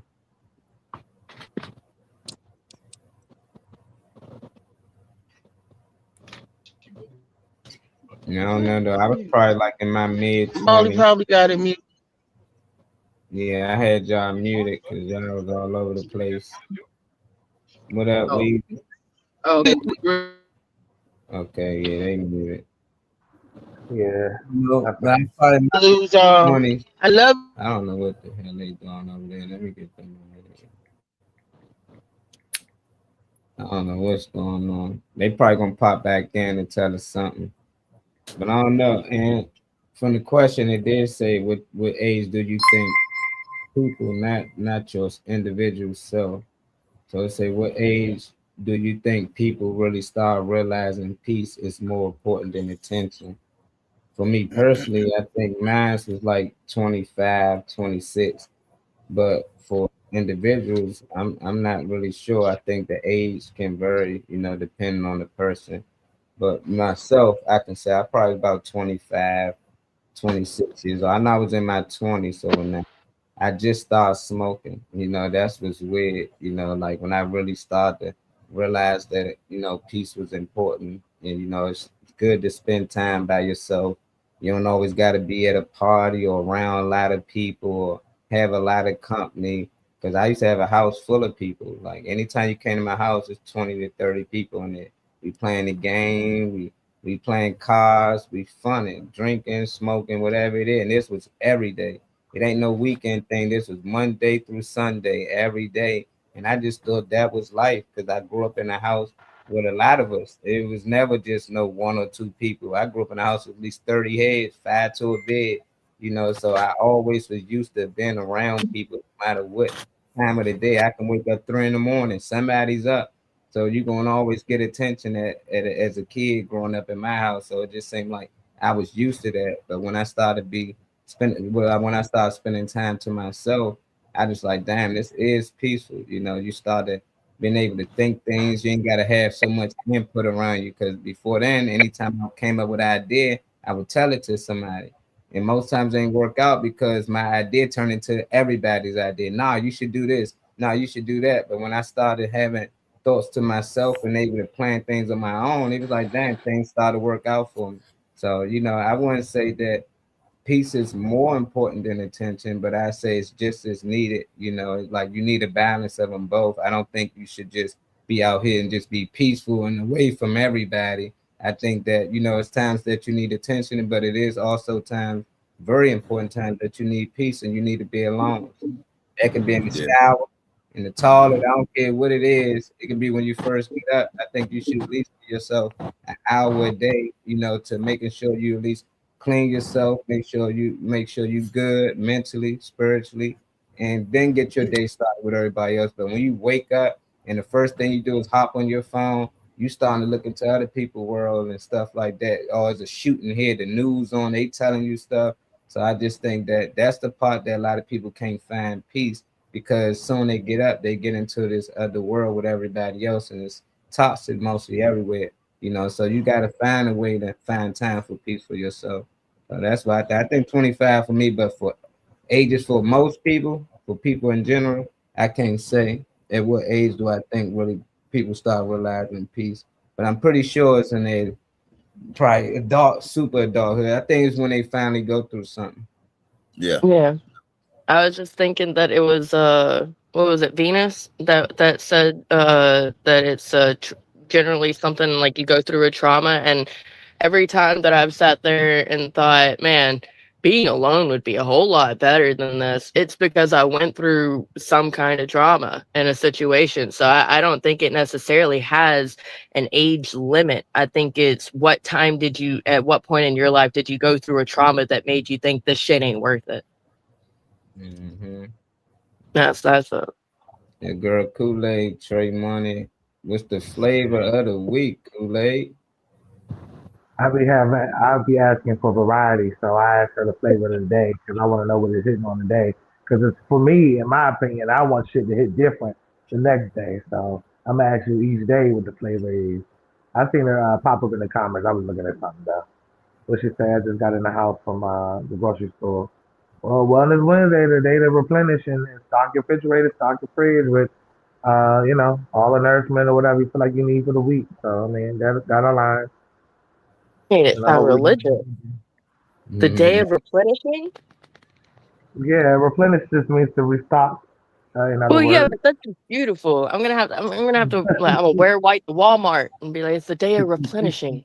it is the day of replenishing. Anything you need, trees or whatever you need in your house, is you're replenishing things for your well-being. I do it backwards. On my Wednesdays, I put stuff out and get it away from me. So out with the old, in with the new. Okay, so if I did shopping later in the day, maybe, but yeah, no, I put things out on Wednesday. I'm on a mission to get rid of things on Wednesdays. So yeah, well, luckily I ain't worried about the trash thing or anything like that. So, I think I got a theme for putting things out today. I don't know. What's the name is a put out message, and now I'm talking about putting the garbage out. It's gonna be a good day. That's all right. You got things, we're moving, and moving different directions. It's all good. I got a thumbnail up for one of my other videos. I just let the video be what it is. You can play it. There's actually a thing. It's called perpetual dissatisfaction syndrome, where people are literally addicted to their own misery and don't want to do anything to change it. No, because why do all of us know as a colleague or a friend or a sibling or a parent, whatever, that just absolutely hates everything about their life, and then when you try to give them sound advice or you try to help them or you give them suggestions, they're like, nah. What do you mean? Anyway, that's all. Carry on. You ever try to help somebody but realize they like their problems? Yes, but I found out there's actually a thing. It's called perpetual dissatisfaction syndrome, where people are literally addicted to their own misery and don't want to do anything to change it. No, because why do all of us know as a colleague or a friend or a sibling or a parent, whatever, that just absolutely hates everything about their life, and then when you try to give them sound advice or you try to help them or you give them suggestions, they're like, nah. What do you mean? Anyway, that's all. Carry on. That video for me talks about pouring into your own cup. Some of the sentiments I hear on Wednesdays are just in general about people trying to gauge how much to give or how much is too much or somebody taking away from them. This is all around energy. This is all around how much you give out to the people in your circle, how much you give out to people in general, and how much you reserve for yourself. So ladies first. So Venus, I think I asked. Well, I think I actually. Hold on 1 second. Somebody coming in. Bye. K Money. K Money, not K Money. I need you to change that. I'm Trey Money. Crazy y'all today. Oh, I didn't know who the hell that was. Like, Change that K Money. I'm the only Trey Money in this. Now you K Money. That's all. What's going on, everybody? Kenny. Kenny. Oh, now you're calling me Kenny. Okay. Well, I might K-Money. sound like a Kenny. K Money, whatever. No, I wanted y'all to laugh about that. That's all I've been doing is trying to get money. That's all. That's why I call myself K Money. K Money. Okay, I see you. Ain't no wrong with that. How y'all doing? Pretty good for real. I'm doing all I don't know if you want to tap in on some of the stuff you heard or whatever. Yeah, I We was just hearing played a some new of the video. stuff. We just played a new video. Oh I don't yeah, know if that people new were aware. video we just played. Yeah, refresh me on it. I'd rather you play it for her again. I don't want to try to explain what I think it is. I'd rather you just play the game, Molly. Nah. What do you mean? Anyway, that's all. Carry on. You ever try to help somebody but realize they like their problems?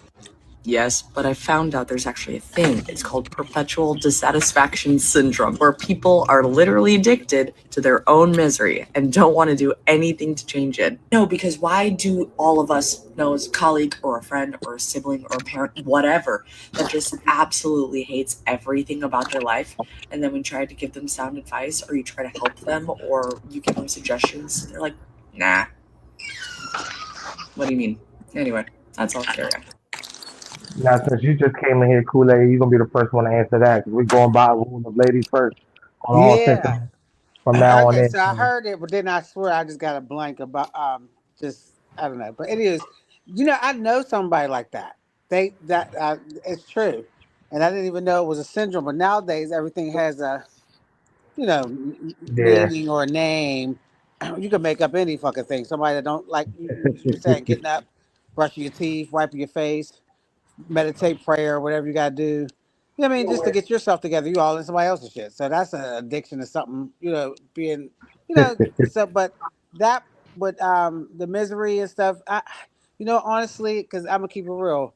When I was younger, I might have had that syndrome. Like I liked it to be mean and miserable, and I'm the nicest, sweetest person on earth now. You know what I'm saying? But so it's true. I don't condone that, but there's people out there like that, and like I said, yeah, that's my take on that. I know people like that. They just don't want to never change, and they just want to be stuck in their ways of misery. And I don't know. I stay away from that. I'm good on that. I I say, get one little inkling of that. I'm good. And that's how you, yeah, I'm dealing with the reason why I've been like this. Like I'm dealing with little stuff with certain people coming back trying to be, deal with certain issues with these people, and they're one of those people. So that's why I can really relate to this. And when you be quiet and back out and don't respond, or even, if you try to give them help and they don't want to change, you back away, and then they start doing what you want them to. You know what I mean? They start doing what you want them to do or what they know they should be doing. You know what I mean? Eventually, if they want to I stay get in your life, because if not, they're dumb. You know what I mean? They're just gonna keep being miserable by themselves because I'm gonna ignore you. I say, Venus.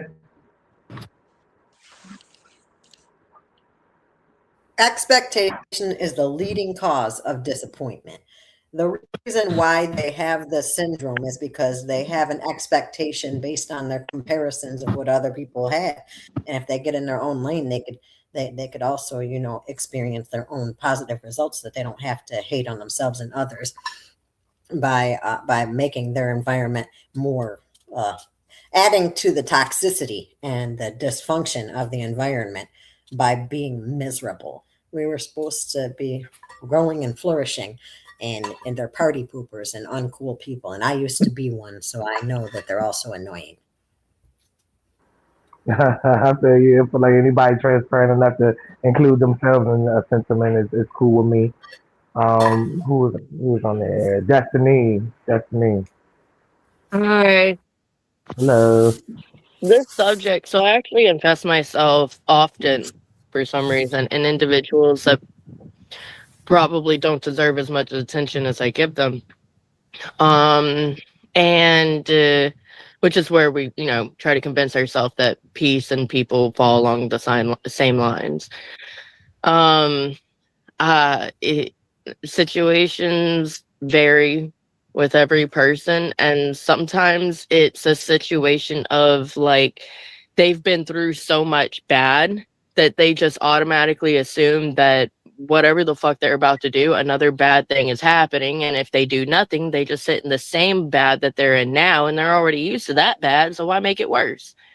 There's also the tactic of sometimes you're not the person that needs to be telling them that. Something that I should have learned as a teenager going through it myself, and that I will surely learn even more tragically, as a mother of a teenager, my daughter's 11, but I mean, so far she's perfect, but I'm sure she'll turn into a little asshole at some point. But sometimes you're not the person that needs to be telling them that. If your life looks peachy from the eyes of the person you're telling, they don't want to hear, oh, it's easy. You just blah, blah, blah, blah, blah, blah, blah. They want to hear it from somebody that is going through shit on their level. And this person is going to look at them and say, look, it's not going to be easy. It was really difficult for me. But if you just keep pushing, I'm sure you could do it.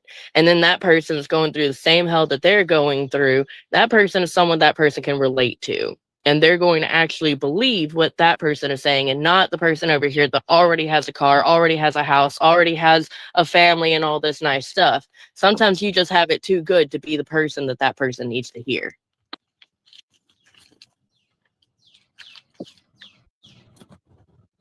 I like that. That's I do that. I like that too. Hey, Phil, you with us?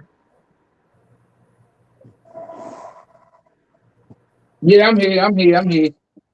All good. You want to give your take? Yeah, I mean, I'm like Kool-Aid. I stay away from that, you know. I think my emotional circle of friends, my emotional circle is too tight for that. You know, I don't be trying. You know, I call them people emotional vampires, man. They come in and suck the life out of you. So I just kind of stay away from those type people, man. You know, I got enough problems of my own. You know. Well, I like that everybody's steering clear of the BS and trying to put good stuff into their lives. So that's cool.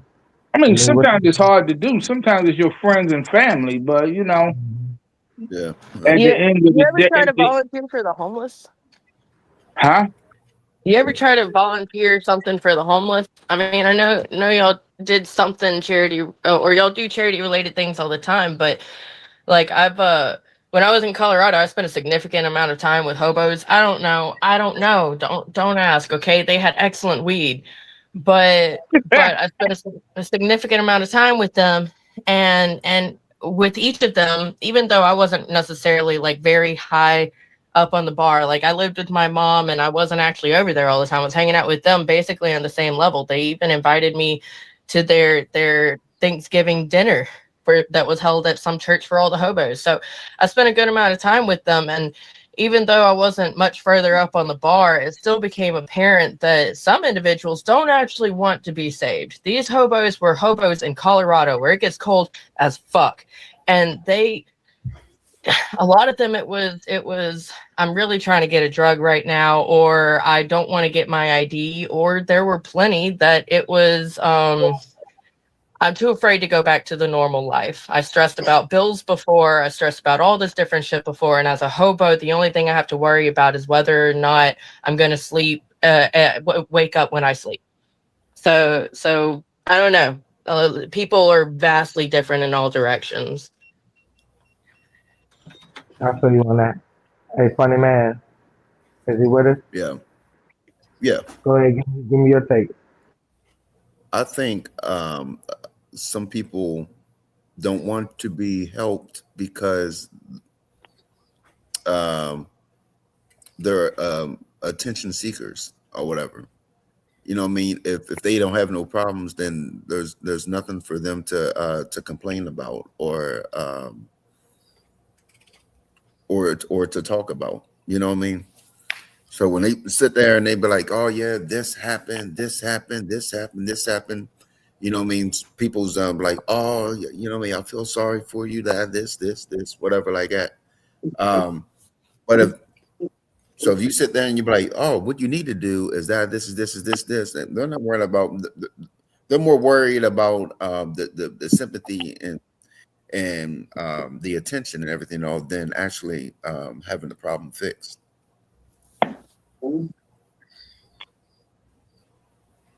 Yeah, I like that. And I just feel like everybody from the outside looking in always assume that person having a problem and they feel like they got the answer and the solution. And most times it's that whatever they trying to do, they just need help getting it done. And a lot of times people will tell you, cut out whatever it is you try and just do what I'm doing. You know, I got this job at Home Depot or some they hiring right now. And sometimes that make people feel like you telling me to give up on what I'm doing or don't believe in what I'm doing. And instead of just saying, hey, look, if you doing this is the way I can help you. Or I know somebody that can help you in this field. You know, I think that's a better way of helping them than telling them that this shit just ain't working, ain't gonna never work. And I know it ain't gonna work because I ain't doing it. That's why I ain't doing it. But you see in the world that it's working for other people. They don't see what you see. You know, a lot of people don't. You know, they just stick to their own individual vision. And most times they judge people based on how they feel. And I just feel like anytime I talk to somebody, I just want to know what it is you trying to do. And Destiny, right? I done talked to a lot of homeless people that didn't want help. You know, they just like, I'm good where I'm at. You know, like, what you think? Because I'm homeless, I'm broke, and they put out a lot of money. I'm like, what the fuck? You know, I'm like, give me my $10 back. You know, but it just let me know that some people are comfortable where they at. So I think it really comes to comfort. You know, like once people get too comfortable or they just comfortable in the lifestyle they living, they don't mind just waking up. They feel like this is enough. Everybody don't want to have the big house, 3 cars, and a family, and be married and be able to travel every 3 months. That's not the life for everybody. But America put this life out that this how everybody should be living. So if somebody ain't living that type of way, they feel like, oh, you need to do this to start doing this. You know, it's just like that ain't the case for everybody. But if that's something they want and they refusing to get their help and you offering it, then yeah, that's a lot dealing with them. They just too comfortable. And sometimes it plays a lot with fear. A lot of people scared. They feel like they're not smart enough. They're not good enough. And it's like, that's not always the case. You got to learn. You know, it's okay to fail sometimes, but some people scared to fail because they worry about what other people going to say or how other people going to look at them. And I just tell people that's the worst thing you can actually live with is fear, you know, because you'll never get to really enjoy life. I don't care if you want to be a dancer and you can't dance. Go out there and take some dance class. I bet you in 6 months to a year, you should know how to dance. It don't matter what it is, you got to put the work to get good at it. And some people Right about that. you can't skip that part. It's like going bowling for the first time. You might hit a few pins, but a year in, grandma be hitting strikes. You know, I'm just saying, the more you go, the better you get at it. So whatever it is you're doing, just stick to it. And if somebody willing to come and help you, man, accept the help. You know, that's the ego we was talking about yesterday, Trey. But hold on 1 minute, Marley. I want to throw something in there right quick though, because I work with, you know, I don't work. I do a lot of stuff for homeless people and stuff. Sometimes you got to be careful of the box you put them in, because a lot of that shit is not so much that they want to be there. A lot of it is they dealing with addictions, they dealing with mental issues, and other stuff like that too. You know, a lot of times people, I know when I was out there, I did not want to be there, and you know, people told me, I used to hear people talking about, well, all you got to do is do this and do this and do this to get, you know, and it took me a minute to catch the, you know, you telling me that this is all I have to do? Live in my shoes for a little while. Yeah, get a taste of this before you talk. I get you. Yeah, so you got to be real careful of the box you put people in. Some people don't want to be helped, but some people just in a situation where, you know, they're so fucked up or so distraught or so, especially homeless people, you know, because I don't know. I mean, I find it's easy to tell people what they should do and how easy it is to do it. I think if that was the case, everybody would be doing it. So, I actually got a question for you, Phil. Mm-hmm. I want to know in the time with all that you do, with community activism, everything that you do, what is a time or situation where you because I believe in unlocking the door for certain people, like meeting people where they at. You figure out what type of wave or frequency or whatever they're on, and that's how you can like segue your way into. Because you might not realize something is a problem or issue until you just pull certain things forward. Then you can unlock a door and actually reach that person. So I feel like they can hear everything you're saying, but it takes a certain type of person and stuff and energy to reach that individual. So time that you realize that you unlock the door for something. Like, you know how I know you talked to people before and they wasn't trying to hear that, but I know you talked to people too that you might have talked to them for a little while and you said something or did something that unlocked, or even they came to the forefront with something that unlocked the door for them to even have the capacity for you to I help just them. talk to people. I don't know if the door is unlocked or what. I just tell people my story and let them know I've been where they've been. And, you know, a whole lot of times, you know, they just walk off or this, that. So I don't know how many doors I unlock or Right. I don't even know if I have any real success stories. You know, so like I said, you know, all you can do is meet people where they are, and you know, like I say, I just tell them my story, and you know, like, and let them know there is a different way. Now, a lot of times I run into motherfuckers that I know that knew me when I was out there, and those are the ones that I hope that I can help the most, because you know, a lot of my friends now are coming home from prison, okay, and you know they done had like 25-year bids and stuff like that, and they starting to come home. So when I go up in my mom's neighborhood or I'm hanging out on Georgia Avenue, I'm seeing them and they seeing me. And you know, they like, you know, this shit funny as shit. I got a boy that came home and I ran into him at the carryout. And the first thing he asked me was not how I'm doing, or you know, it was like, so what you doing? How can you get me on, or what you work with? Can we get on? I'm like, bro, I ain't in that no more. And it was like, you know, everybody ain't meant to be helped. Some people are just their own worst enemies. So all I can do is just,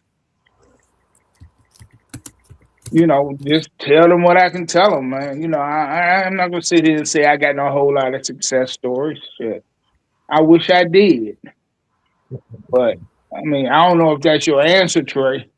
Yeah, that's the answer, because you might not have some of my questions you might not have a scenario for. So even if you haven't reached the point, I just feel like personally, your approach, your energy and stuff overall, I feel like you may not realize it, and they may not have came A back whole and lot told of you. times, and that's what my hope is that I don't have to see it.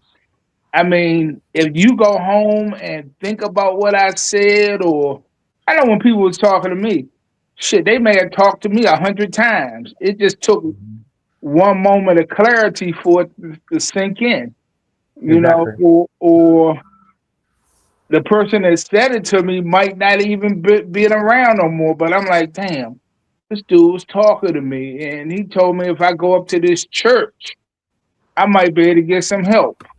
You know, so I remember what the church was.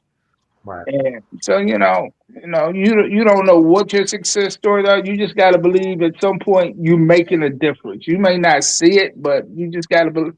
If you don't believe that, ain't no need of you doing it, man. If you sitting around looking for pats on the back and hoping hoping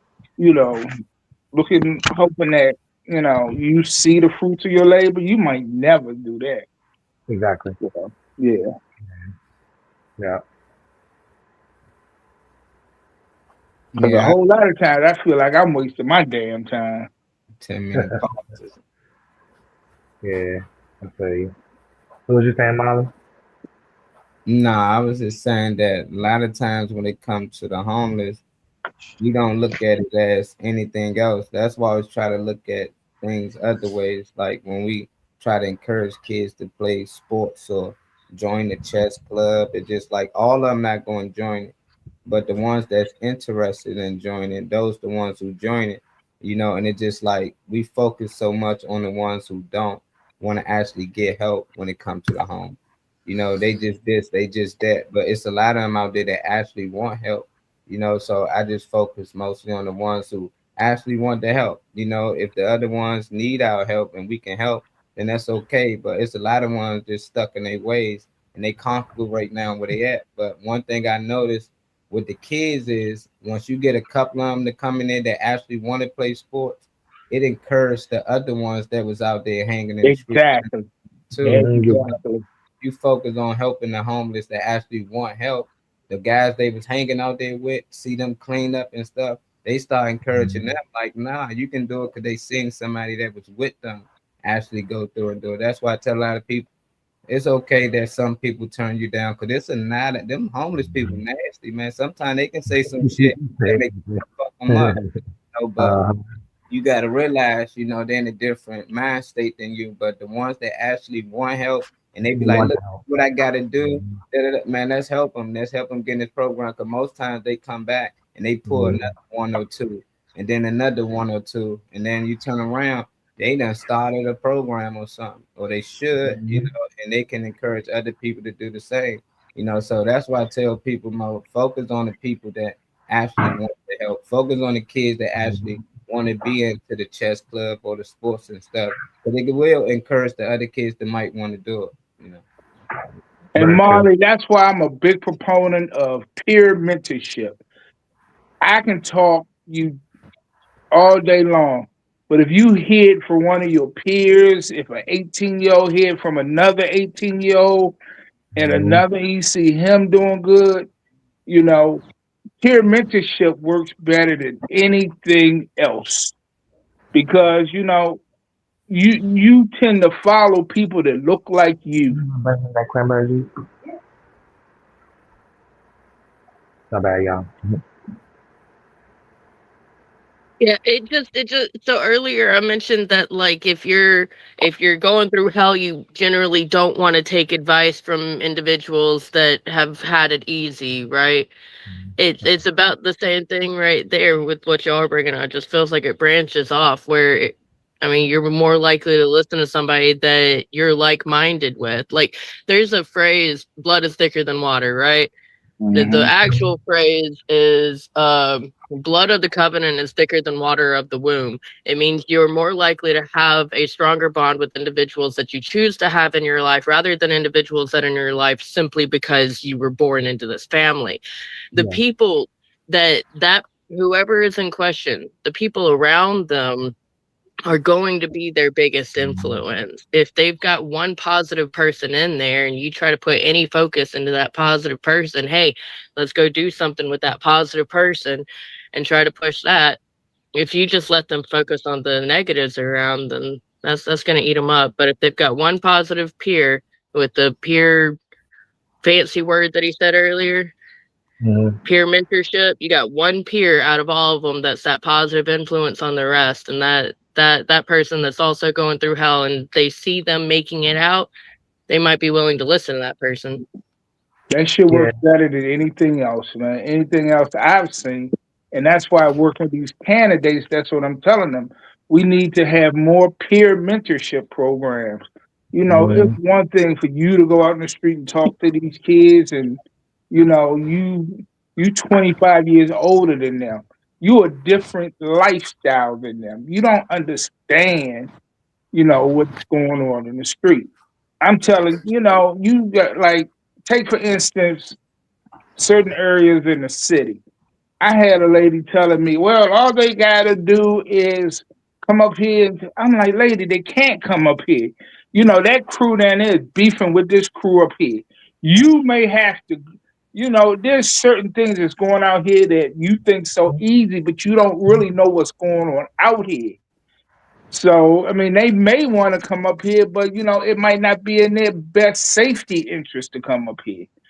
But if you go to them and they see, talk to one of the kids their age. I mean, peer mentorship work. But it's just something you gotta sell, man. You get to a certain age in life, you think you know every damn thing, and and once you get to that point, you just lost the battle. So, yeah. It's okay. We all go through phases in our life where we're supposed to make stupid decisions. Like your late teens, that's prime dumb decisions that you can make legally at the time. And then once you get past that legal mark, you got to switch it up a little bit, and then that's prime making dumb mistakes that are now legal to you. And then at a certain point, you got to figure out that's not how the fuck life is supposed to be, and straighten it up.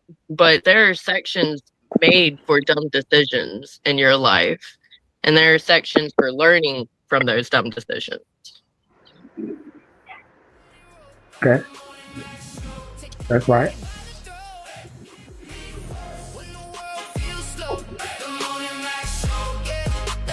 My audio. I feel like you get another section I feel like the 30s are supposed to be for like learning, and then your 40s you're allowed to make some more dumb decisions. Like mid 40s into mid 50s, that 10-year span, make some dumb decisions and then cope with it after that. Yeah, that's about that age. Yeah, that's what your life insurance is for. You get life insurance young, so that whenever you hit 50, you can cash in that shit and get a fucking Ferrari. Spend it all on the car. Don't listen to Destiny, y'all. Spend it on the car. That means you got a Ferrari, baby. She ain't 50 yet. She ain't 50 yet. Oh, okay. Yeah, I ain't quite there. I'm in the I've got to understand the knowledge I've learned from my 20s phase. Okay. Well, y'all know what time it is when y'all hear that music. Appreciate everybody for tapping into this show today.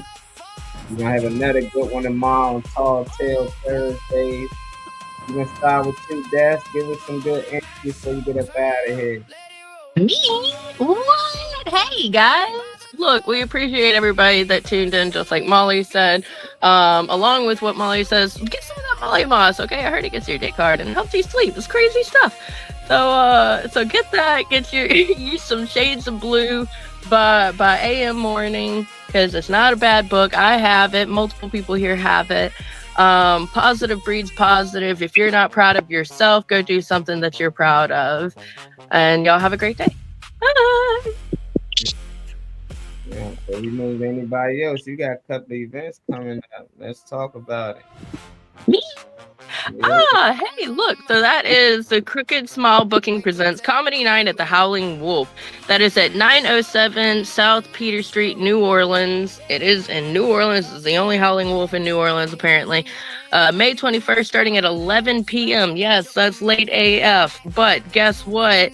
Hosted by Dustin Eggers, featuring performances by me, Truett S. Beasley, 18 plus. Also, you see in that corner? That corner there, that little heart, that is Afro Man. We are doing a Q&A with Afro Man. That's why it's starting so late. We got to wait till after the show. But yeah, fuck yeah. That's going to be fun. If you're near the Nolens region. Oh, there it is. I can see it now. Yep, Q&A from Afro Man. Fuck yeah. So if you're in the Nolens region or it's not that far from you, come on by, check it out. It'll be a fun show. Truett is super funny. I consider myself relatively funny. So come on by. And then this one. Okay, so this has a lot of shit on it because it's all important, okay? This is my first show that I am hosting. I am the sole producer and host of this one, so I'm like super hype about it. I also made this poster. So it is at the VFW Post 7320 in Saraland, Alabama. That is 244 Old Telegraph Road.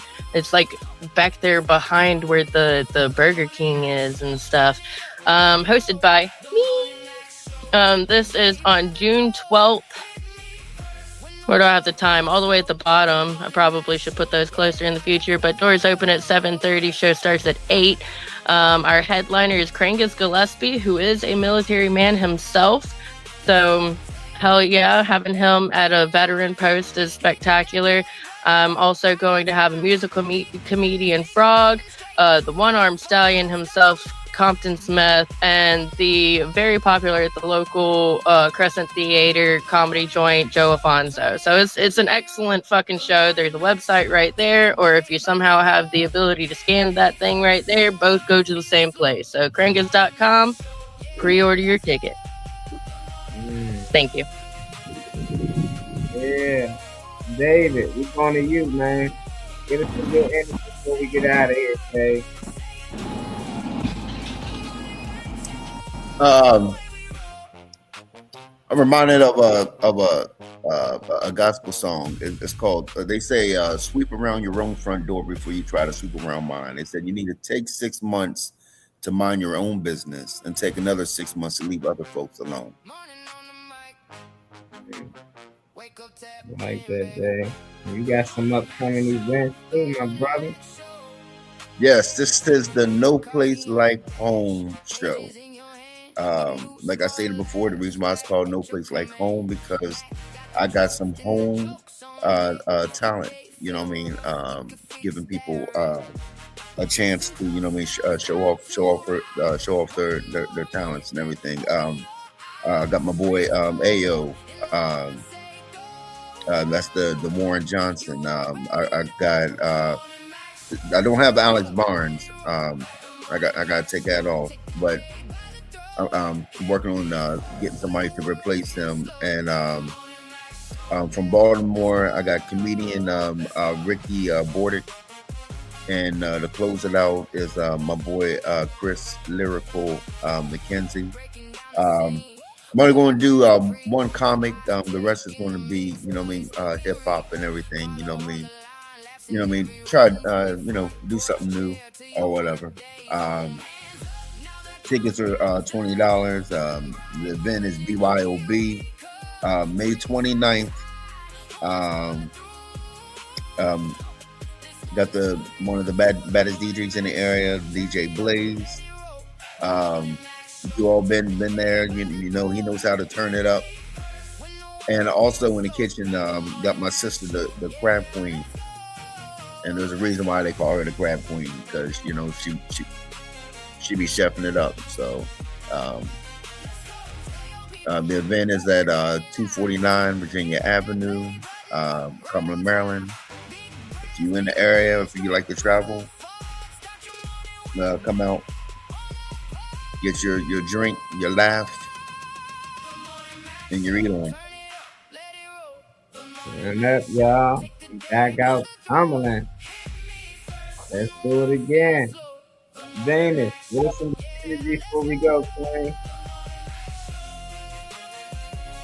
It is what it is, but it becomes what you make it.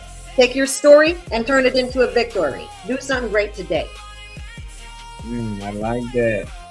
Tell us a little bit about your website we got right here. Oh, putthatrightback.com. It's the website where you would contact me to help me raise the money I need to open my orphanage. I'm going to do a little bit something strange for a little piece of change or whatever, help you make a statement or plan an event. I got licenses and certifications y'all don't know about. Book a consultation and let's find out what I can do to help you. I need money. I'm opening an orphanage. Putthatrightback.com. Oh yeah, also if you want to get heard on hype100radio.net, you could go through my company, and you could also check my website right here and click that link so you could go directly to the website at hype100radio.net.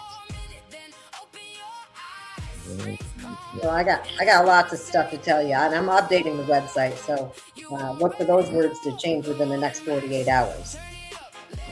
Making updates and revisions because I'm going to open this orphanage. I'm going to help turn trash to treasure. It is my victorious vision.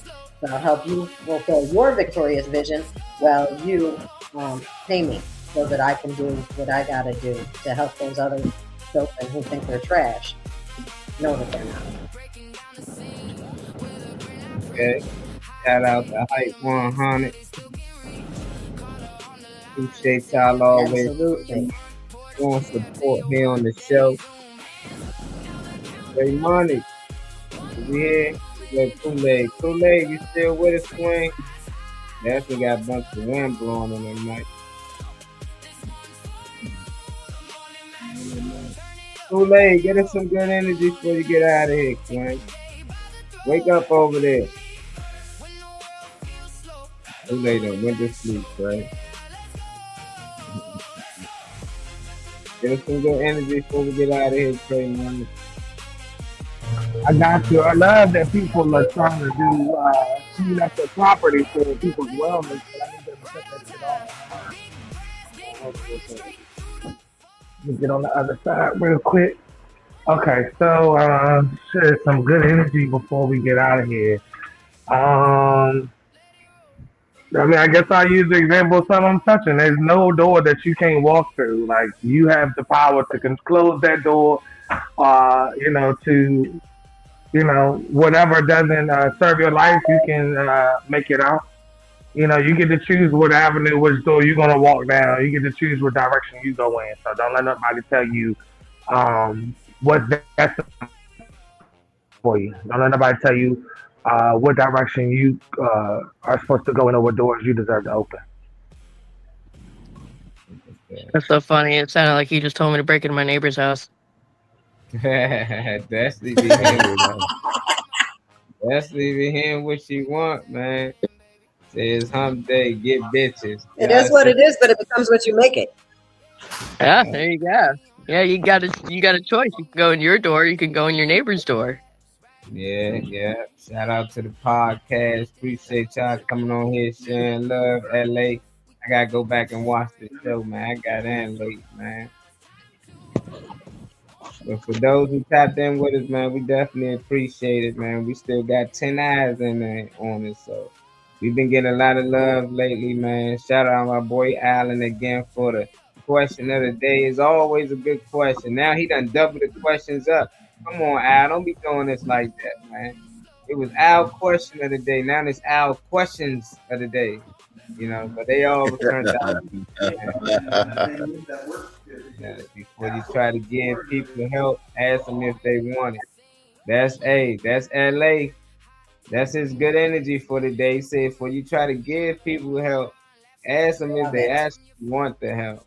Because it is not forcing themselves on people.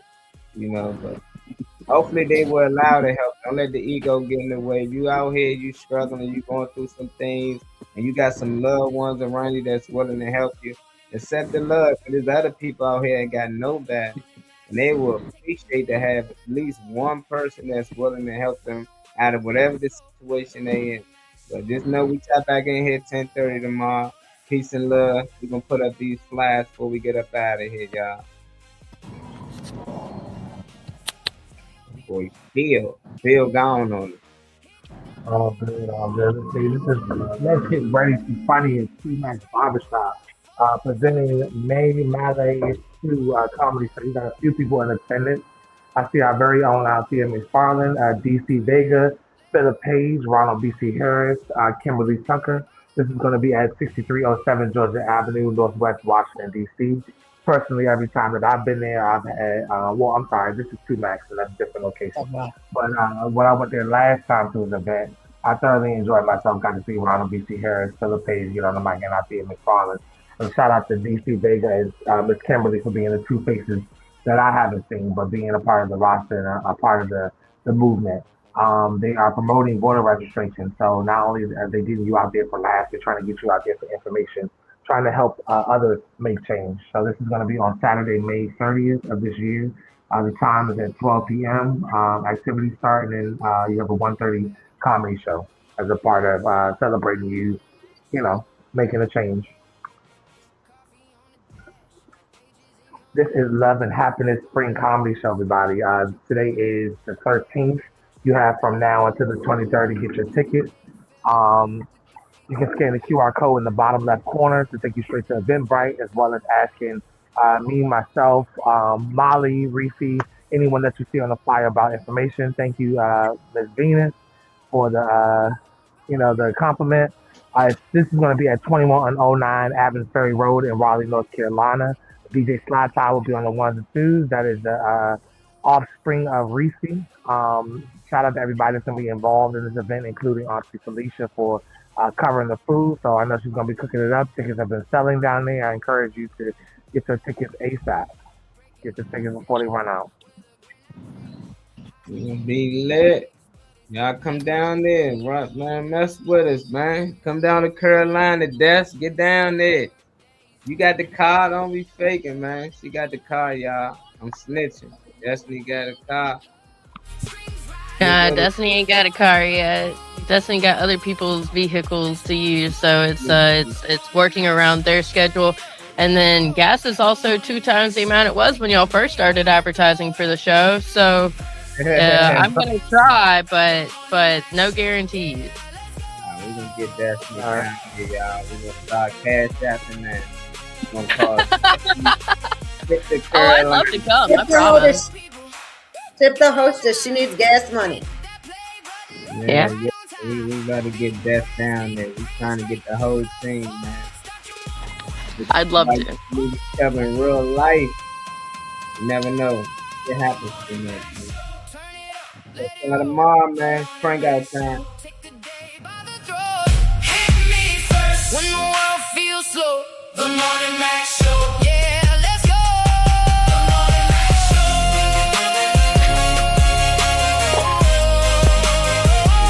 The Morning Mac Show. Say it loud, say it bold. Hey, y'all like this? Yeah. That's the way we